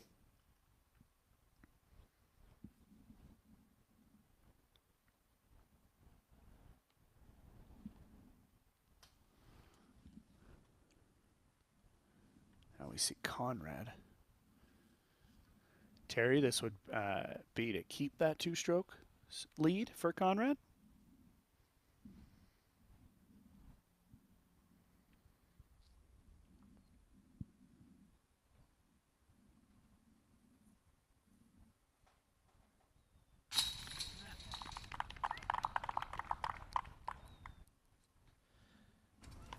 And Chris Dickerson lining up on 16. I see that Chris Dickerson had the triple bogey on hole 15, as you were just postulating what it was, but that would be the huge difference between him and Kyle Klein after he had made it very close just a few holes prior. Here's Kevin Jones. There you go, Kevin. Beautiful putt from Kevin, and I'm not actually sure if... Yeah, I'm just not sure. I think he was just indicating that it was just barely in bounds. I mean, that shot out of the woods for Adam Hamm is so close to being OB and sort of almost just ending the match in favor of Jones, but par nonetheless. Birdies for the other two.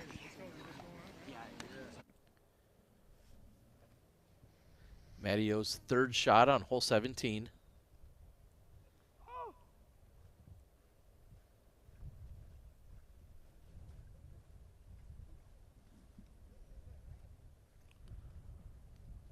It looked to be a rollaway, Terry. The ground play is getting very touchy out here. And that's, you know, when things get tight, little mistakes happen.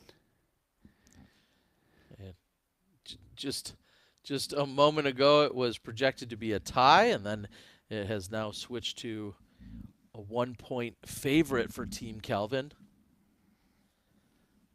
Again, those are just projections.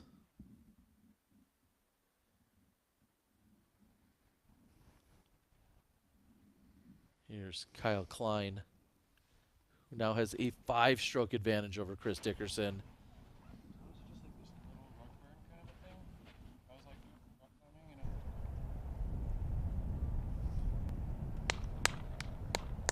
Little breathing room for Kyle. As we said, at one point he had a 4-stroke lead. We saw that get all the way down to a 1-stroke lead just a few holes ago.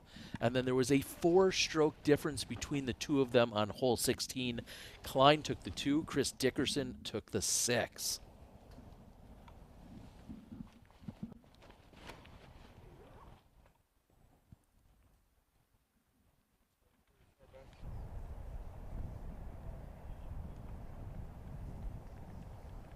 Good power from Chris.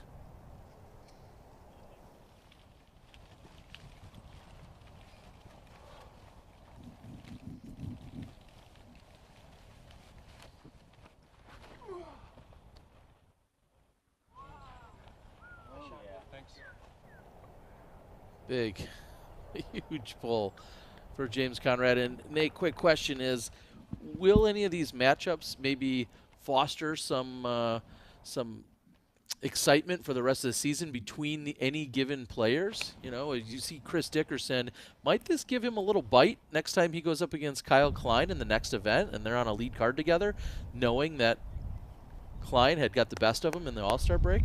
Well, I see where you're going with that, Terry, and I'm just not all sure that it will. You know, these guys see each other all the time. They play practice rounds with each other, you know, little side matches. There's always things, right, because there's videos they're doing in the midweeks. I don't think there will be. I think right now they're all living in the present. It's a here and now. There's pride on the line. They want to win this match and not necessarily wait for the next one, so we'll see. New top scores are out there at 10 under with Eagle and Calvin, but here's Adam Hammes. Sits 2 behind Kevin Jones. Just 3 holes left to play.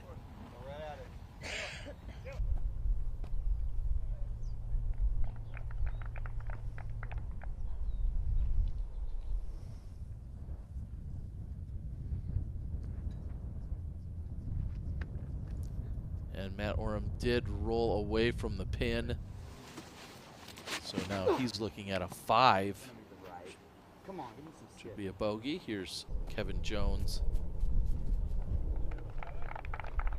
Beautiful shot from Jones. Players of this caliber, this is really one of the easier holes because they just don't really have to worry about going long. The uphill effect helps keep it close. It's a full power shot.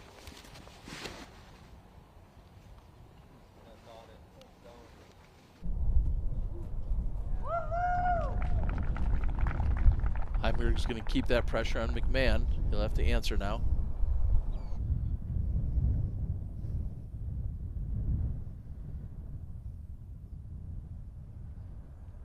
Boy, some gamesmanship going there. That's a bogey for Oram, a par for LeCastro. They're back all square.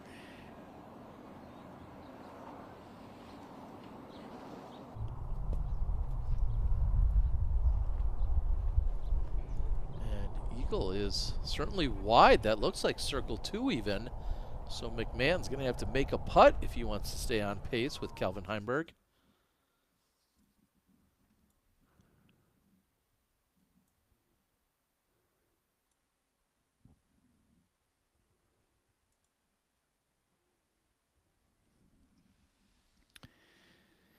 There again, the projections have them all knotted up.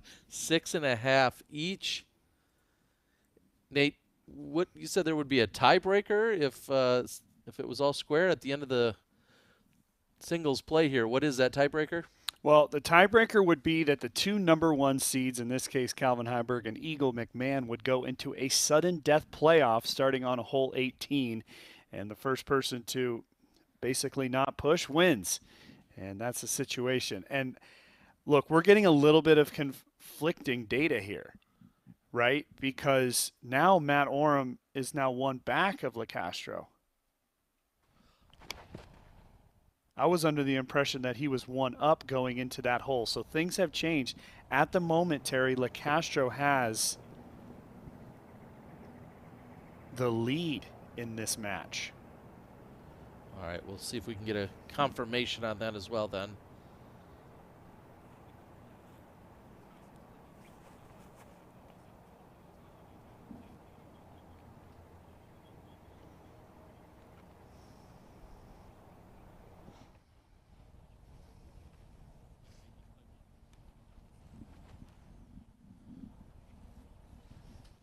And Nate, it sounds like, as you just said, we're getting a clarification. You're right in that the top seeds go to hole number 18. They would play off against one another. However, if they were to push, then the 2 seeds would go to hole number 18. They would then play, and if it continues to push, it continues to go down the seedings and the pairings until there is a winner chosen or a winner wins it outright. That is, that could be really exciting as well. I've never seen that. So Eagle McMahon needs this birdie putt on 16.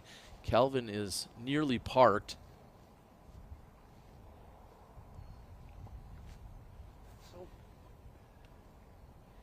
Oh, he knew it. Unbelievable how quickly this has just changed. Because Heimberg is almost a sure birdie here.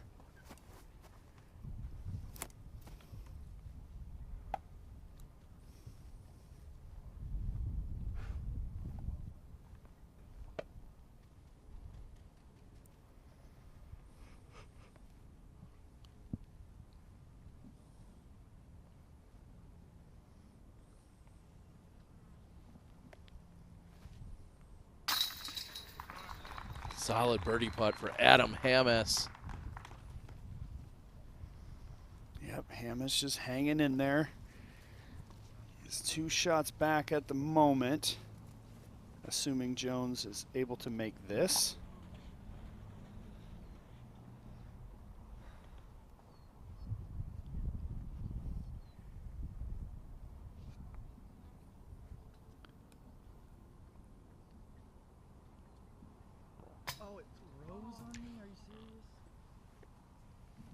Wow, and Kevin Jones. I'm just collecting my thoughts. If we see a miss by Kevin Jones, rarely do we see him miss high like that.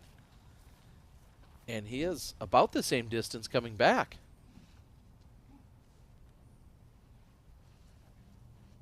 Still just 15 or 18 feet.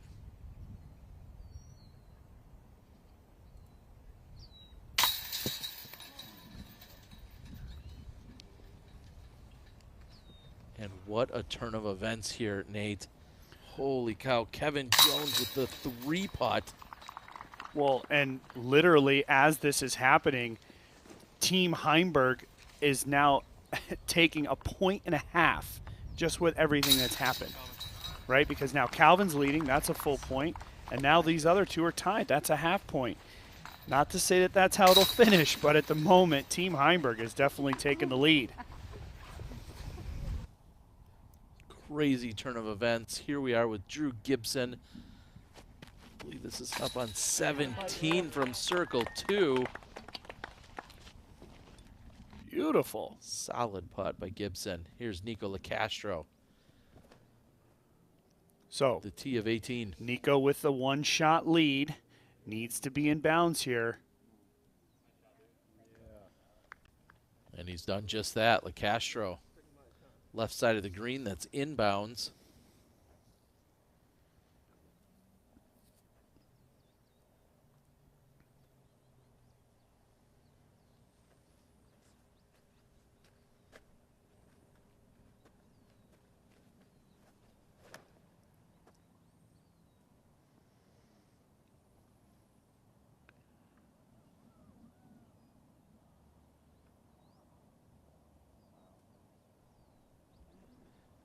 And Nate, I was having a tough time to determine if that had made it to the correct side of the Mando or not. Very difficult to tell.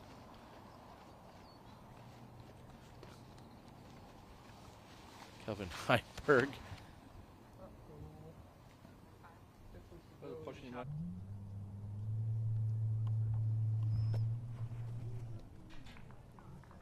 What a shot from Calvin. That's the best air shot we have seen through the 2 days out on number 17. Incredible. And up ahead on the green of 17, James Conrad. Conrad, that was birdie, and to keep his lead on Gibson by 2. Big roller from Eagle.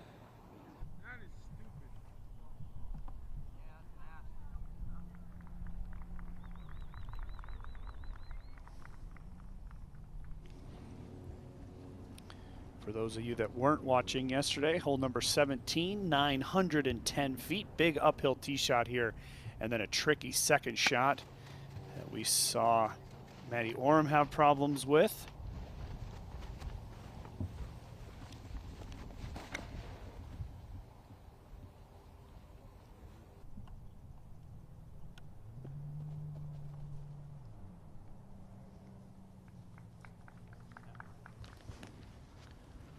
Boy, Terry, all of a sudden this match is interesting. It certainly is. Things were looking so good for Kevin Jones prior to hole 16. And now you see them all knotted up. No, get over. Gosh darn it. And oh no, this could go into these woods on the left. Oh God, don't turn now. Nope, it's going to be short of that. Jones hoping that it doesn't roll all the way back. That's a similar spot to where we saw Oram and LeCastro. Very difficult to get to the pin from there. Nico's second shot on 18. Oh, and nearly perfect. That gives him a long look at the birdie bid. Now it's going to come down to positioning. This is straight up chess match with Matt Oram, because depending on where Matt Oram lands, we'll see who has to act first, and then you can decide if you just have a pitch up to possibly tap in for the par, or does he need to actually run at the birdie?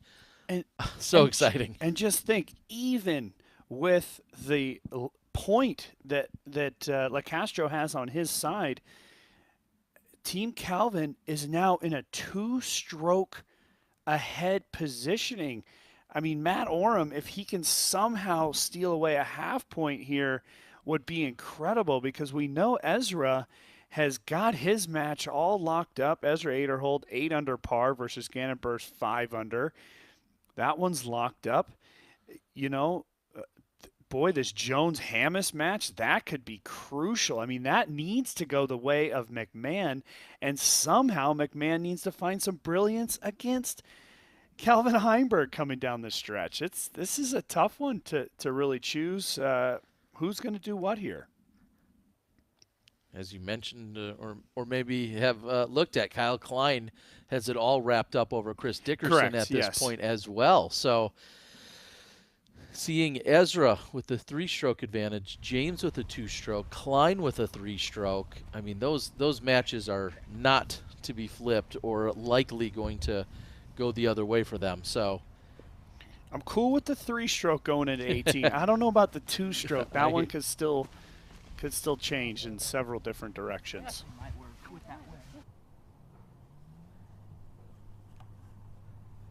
Aggressive play here. It's still rolling. This brings OB into play. Terry Miller. Oh no. That is OB at the moment. Oh, we'll see if the spotter in fact flags the red. Oh no, Kevin Jones.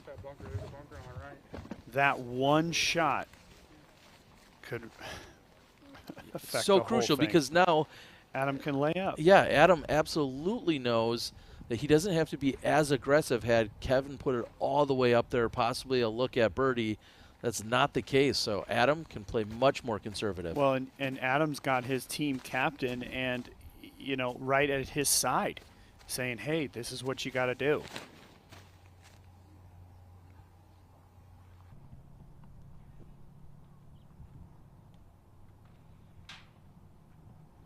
Okay, safe. Just the golf green to navigate from there. It's a big golf green, that being said, but good shot. Now, McMahon. He's out. And for everything we just talked about a moment ago, who goes first is so crucial in these situations, because then you know what you have to do. You can react. Do you need to step up and throw an aggressive shot, or can you play something safer and more conservative? So that's why you saw them ask and take a little bit longer. I feel like in a regular event, they wouldn't be thinking about it as much. And Eagle said, I'm going to go.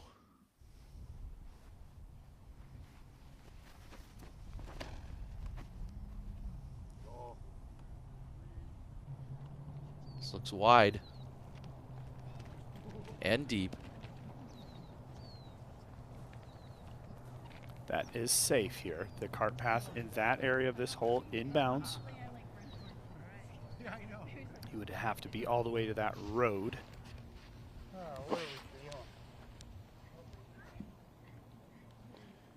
If you're Calvin Heimberg, anywhere in bounds does, right? I mean, at this point, certainly if he has, which Calvin Heimberg has the ability and also the guts to actually go for this basket and park it, that would be incredible. You just heard him conversing with his teammate in Adam Hammis. Oh, yeah. That's perfect. Adam likes it. And it is nearly perfect. Calvin Heimberg with the advantage. Terry Miller, that is so sick. Oh, my goodness. We'll see how Eagle can answer, but Matty O headed over to the drop zone. And Terry, this kind of tells us everything we need to know about the way that LeCastro played it a little safer on his second shot because he knew Matty missed the mandatory. And, yeah, Nico able to just lay it up, and that's a point in the column for Team McMahon. One of the few out there on the course at the moment. I was just going to say, and what a great battle that was, back and forth. But looks like Nico LeCastro is going to, in fact, secure that point, as you just said, from McMahon. The gallery, everybody taking it in out there at the Push Ridge Disc Golf Course. Now, again, for everybody at home that wasn't watching yesterday, 18, it's 910 feet as well, but there's a mandatory that the players do have to go around. And there's the golf green that is out of bounds in the landing zone.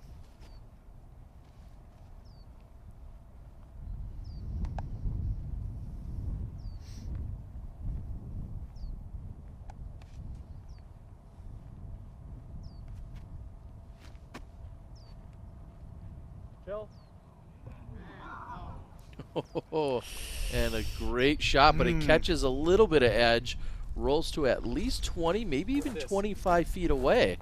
That is not a tap in. What are these white things?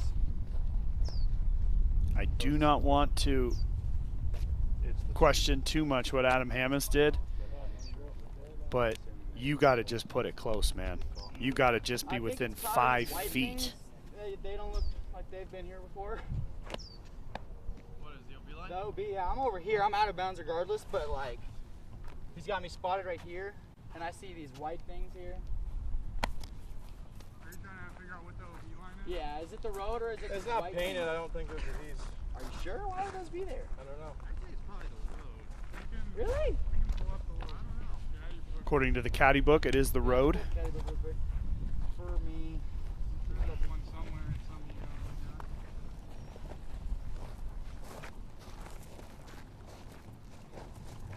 at. See teammate Heather Young out there on the bag for Kevin Jones.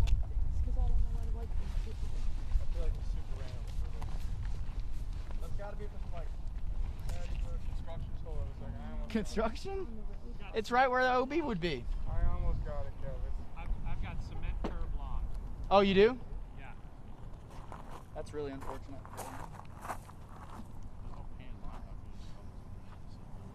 Well, no, so cement curb block means this. So yeah, I know. He was thinking these feather there. That's right there. No, I'm not sure that those are even there. Yeah. This is the correct play.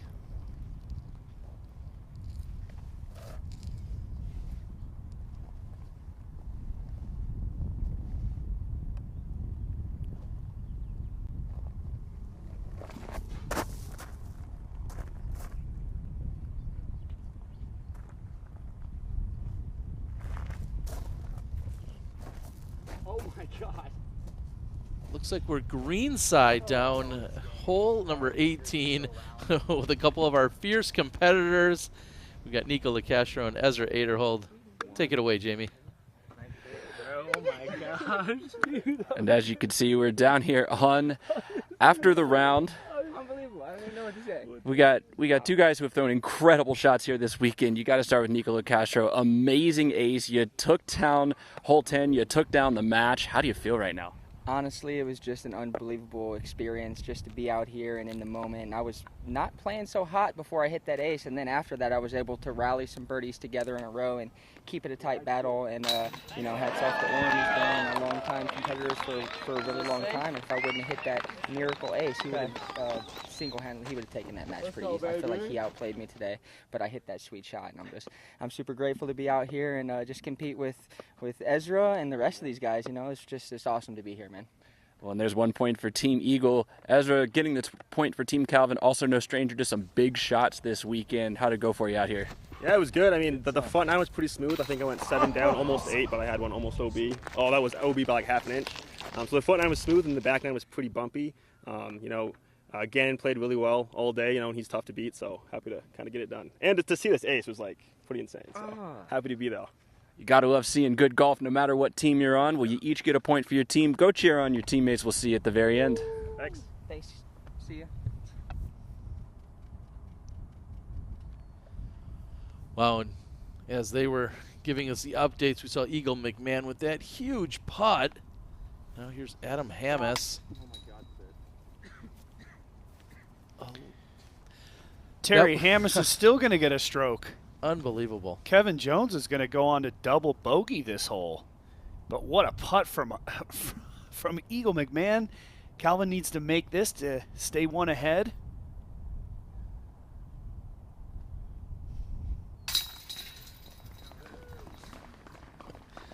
And just when Kelvin thought, well, okay, now I'm going to get a little cushion.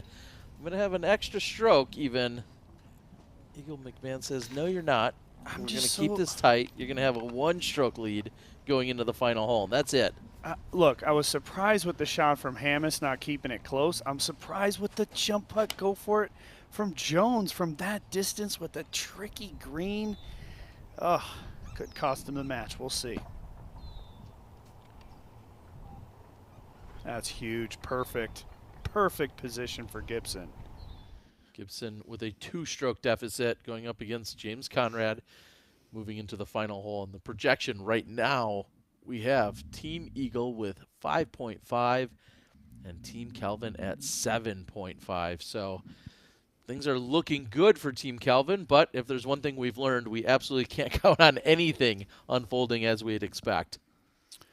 Well, the biggest problem that we're going to kind of see at the moment is that card 2 is pretty much locked up. I mean, we can say that Kyle Klein is going to beat Chris Dickerson definitively. This is Conrad's second shot. Terry, from way back, Conrad played very safe off the tee. He needs to be close because we know. Okay, perfect shot there for James Conrad. We're going to go ahead and give him the match there. So those points are good. It's can McMahon flip the script on Heimberg? Can somehow the Jones-Hammes thing, let's see what that does. It's almost like they are thinking about the entertainment value for us here, and we really appreciate that, guys, as James Conrad is going to pitch up right next to the basket on the green of 18. 5.5 to 7.5.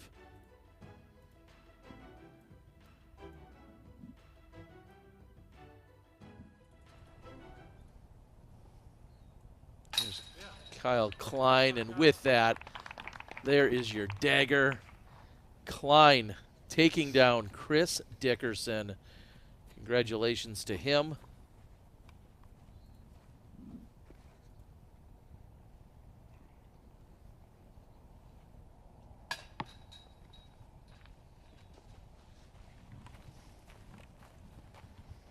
And that further seals it for James Conrad.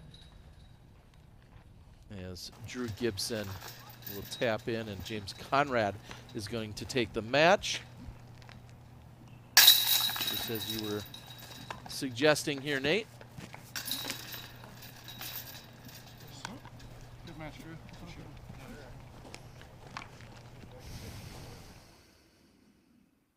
Wow, and that one was so tight for so long, but Conrad coming out on top. Congratulations to him. Well, we've got one card left to come in. We'll be back with you in just a minute after a word from these sponsors.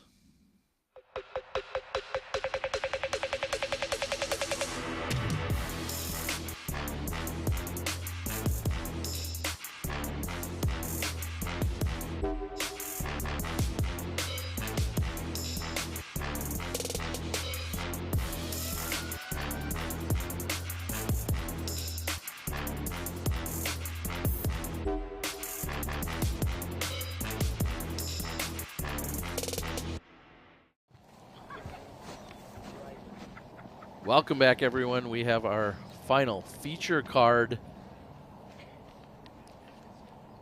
Includes, of course, Adam Hammes here. Man, it has been such a fun battle between him and Kevin Jones. Kevin Jones really giving away some strokes in these last few holes, though. Terry Miller, Kevin Jones is 3 over for the last 2 holes.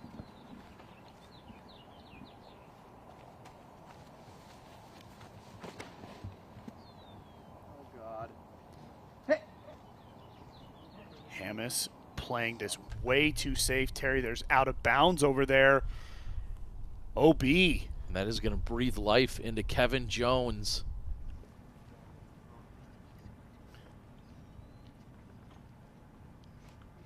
Not only is Adam OB, but he is out of bounds in a terrible spot versus missing the mandatory. You get to go to the drop zone. Huge shot for Kevin.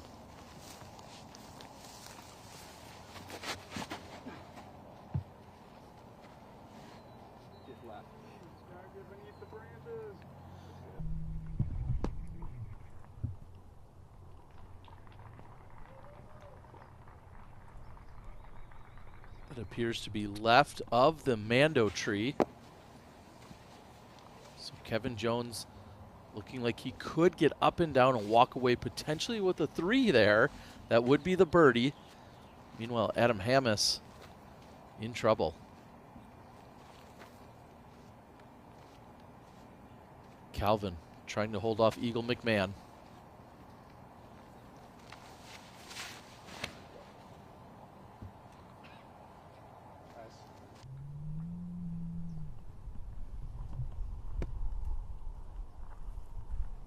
Good sit there, side hill lie there for Calvin Heimberg, and at the moment, Terry Miller, both Team McMahon players do need to flip the script on their current match. And at that point, we would see that elusive tie. I don't know if I'm pulling for a tie or not here, Nate, because it would be a lot of fun to watch them play it again.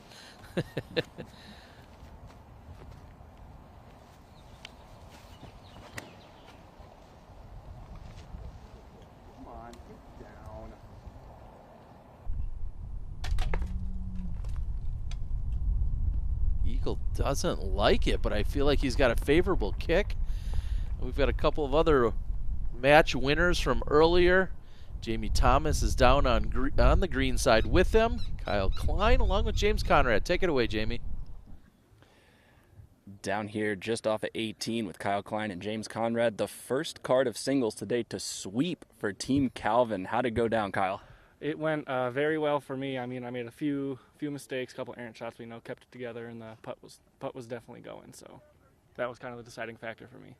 Well, I heard team captain told you to pull your weight today, and taking down a 2-time Pro Tour champion and a USDGC champion. That qualifies, right? Yeah, I think so.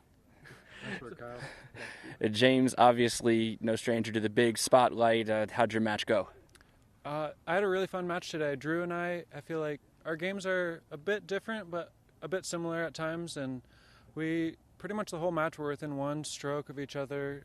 Just towards the end on 16, I think I built up a 2-stroke lead and was able to kind of coast that home. So I'm very proud of my win today. It was some good playing. Good playing from both of you guys. 2 points for Team Calvin. Let's go see how this final card plays out. Yeah. Go Team Calvin.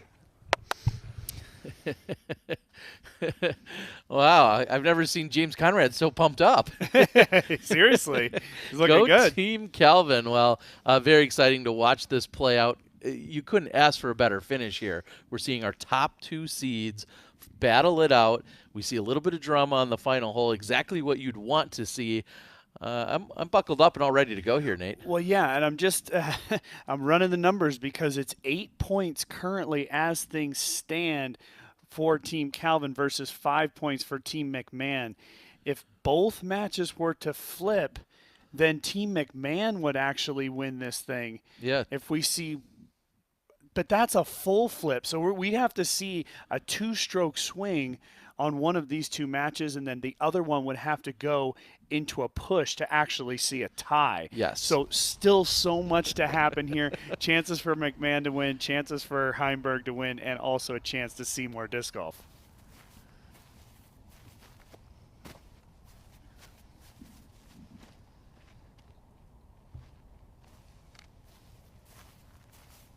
And just so far out of position here for Adam Hammes.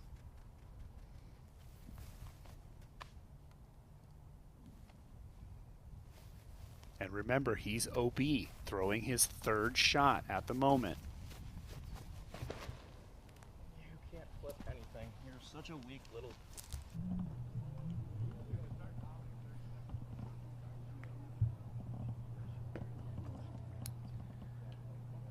Okay, well, it does seem to be in bounds. But at best, if that is in bounds, which I couldn't personally see, but let's just assume that's in bounds, he gets up and down from there, and he's walking away with a bogey 5. So there's the chance for the flip the script for the 2-stroke swing for Jones to get the point. If Jones is to birdie. Exactly, if Jones were to birdie. Correct.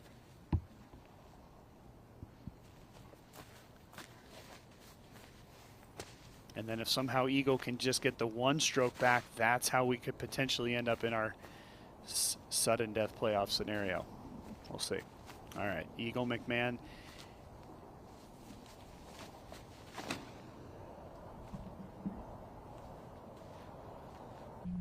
Can he stay clean? A lot of late trees. Nope, he did hit a tree there. Makeable putt, though. It is. It's long. uphill. Yeah, a little bit long. Had he not connected with the trees, I think he would have been deep past the basket, but he would have been wide open. Either way, he's going to be putting to the elevated pin on hole 18. And now conversation with Kelvin Heimberg for how he's going to try and attack the pin. Yeah, Calvin is in a good position. He's looking straight down the barrel of the fairway here. That being said, very difficult lie as it is a little bit side hill. Sometimes on these shots you can tend to pull it a little bit, and that would bring in the same tree that we just saw from McMahon. Love to see a nice low skip shot by Kelvin. That just fights up the left side of the hill. This looks a little too flat. Nope, that will work. I was looking for a little bit of a flare to it, but certainly a very makeable range for Kelvin Heimberg. Well, and Calvin did pull it just a little bit, but it was the height off the release. He did have it in a beautiful elevation. He got it under that last tree. Now, Kev, got to put it close. Don't put the pressure on your putt. Get the birdie.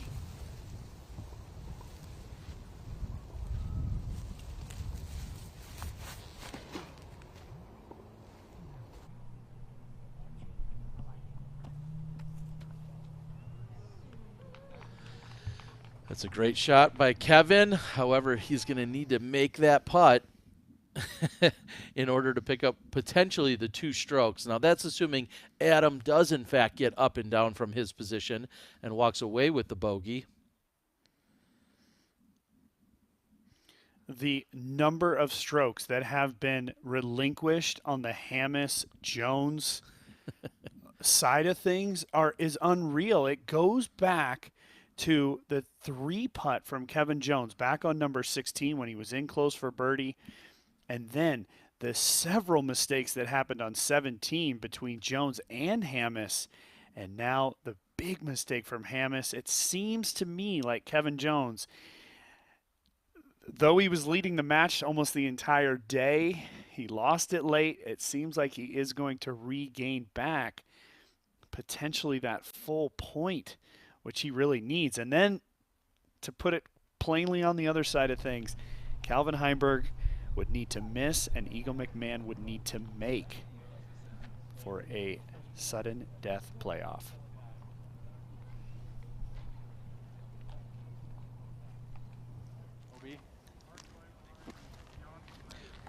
I don't know. This is a white line. Yeah, it's OB. Mark white line, right and beyond. Yeah, it goes from that corner there. This is, oh, here it is right here. I see it. It's OB. Okay. Sorry. Wow, and this changes up everything, Nate, because Hammis isn't getting up and down for the 5 unless he, yeah, it's just not happening. So now Kevin Jones is all but guaranteed the point. Yes. So Kevin Jones can win one back for the team. So this is going to come down to the putting green for Eagle McMahon and Calvin Heimberg. Eagle's going to need to make, as you said, and Calvin will need to miss. That would force a playoff. So as it stands, exactly, Terry, from a points perspective, is that Team Eagle has 6. Team Calvin has 7. A split point would put them in a tie. And this does not look promising for No, Eagle McMahon. I thought he was a little bit more forward, which would have given him a better look. This is a true throw-in. The All-Star title on the line with this single shot by Eagle McMahon. He must throw this in order to force a sudden death playoff. And he does! Eagle McMahon! Unbelievable! Calvin Heimberg now needs to answer, and he can secure the win. Otherwise, they'll replay 18, these same 2 competitors. Unreal. Calvin Heimberg now needs to make his. First, Kevin Jones will pitch up. Smart play by Kevin. This is it. All on the shoulders of the team captain, Calvin Heimberg. And it's not a gimme whatsoever. This to win. A miss and a tie.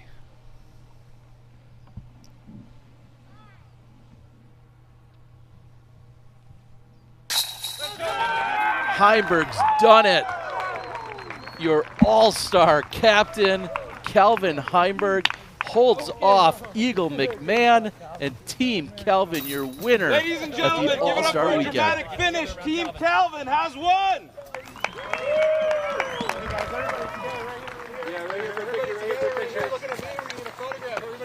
Right on Kevin, on Kevin. Right here, everybody. Kevin Jones wins his match. Here we go, right here, guys. Right here, right here. Hey, they're on me. They're on me right now. There we go. Unbelievable. Got it, thanks, guys. All right, Calvin, right here, buddy. Right here in the middle of your team. Wow, Calvin Heimberg, the very end. What was going through your head as Eagle McMahon just threw that in? I just knew I had to make my putt. I mean, I know there's theatrics going on. That always happens. So you just got to stay focused and make your 25-footer. Yes, sir.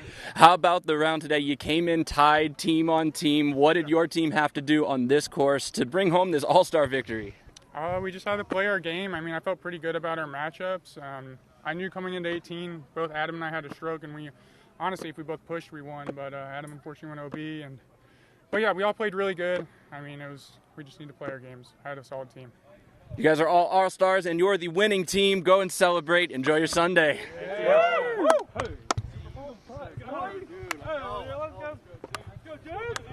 We're going to take another look at some of the heroics that went down out here today.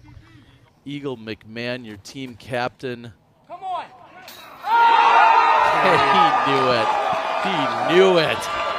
And Nico LaCastro still running around. And watch the angle that Eagle put on. Just an incredible amount of skill from Eagle McMahon. His ability to spin the disc from distance is unlike any other alive. Incredible. Calvin answers. Guys, we're going to break this all down. This was the All-Star Weekend. We're going to wrap it up in just a few moments. We'll be right back.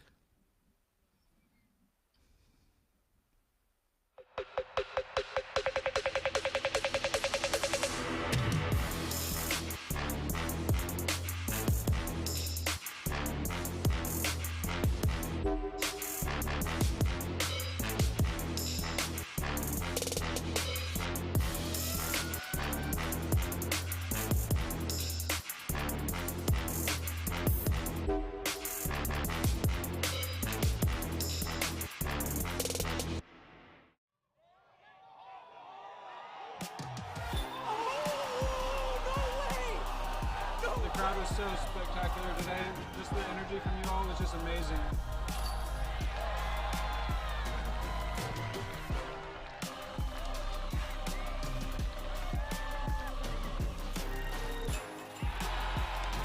I love you, Oregon!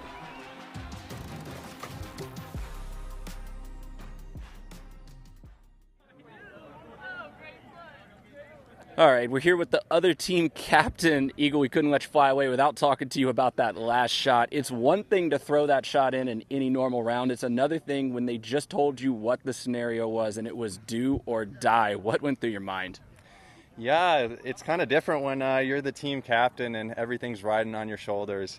We were discussing strategy leading up to that putt, and the only option if we wanted even a chance was to make it, but Calvin threw a great shot. At least the least I could do was put some pressure on him to have to make a tester 30-footer. It just gives you a little bit of the nerves like we're going to see in the Super Bowl here in a little bit, man. But tell me about All-Star Weekend, your overall experience, and are you ready to go into the season? Yeah, the All-Star is a great event just to warm up. You're coming from cold weather, and then the team aspect was really cool. I'm glad I picked my team. I think we had a lot of fun out here, and I think all the players can say the same. All right, well, great competing this weekend. Go get out of the sun, and we'll see you when the season starts. Thanks, Jerry. Wow, and Eagle McMahon, so gracious, and I love how he said, well, that's the least I could do is make that to put a little pressure on Calvin. I mean, talk about some early season highlights. Real quick, Nate, we got to say the ace by LaCastro and the throw-in by Eagle McMahon, although amazing, still not enough to get past Team Calvin. Yeah, which is really kind of surprising in a lot of way because about midway through the round, Team McMahon was really in the driver's seat. I mean, it was 8-5 the other direction for those two guys. But, that's why this format is so much fun, sort of akin to the Ryder Cup or the President's Cup over on our cousin golf's side of things. And today played out absolutely perfectly. It played out perfectly on the female side as well here on the men's side. I have goosebumps, man.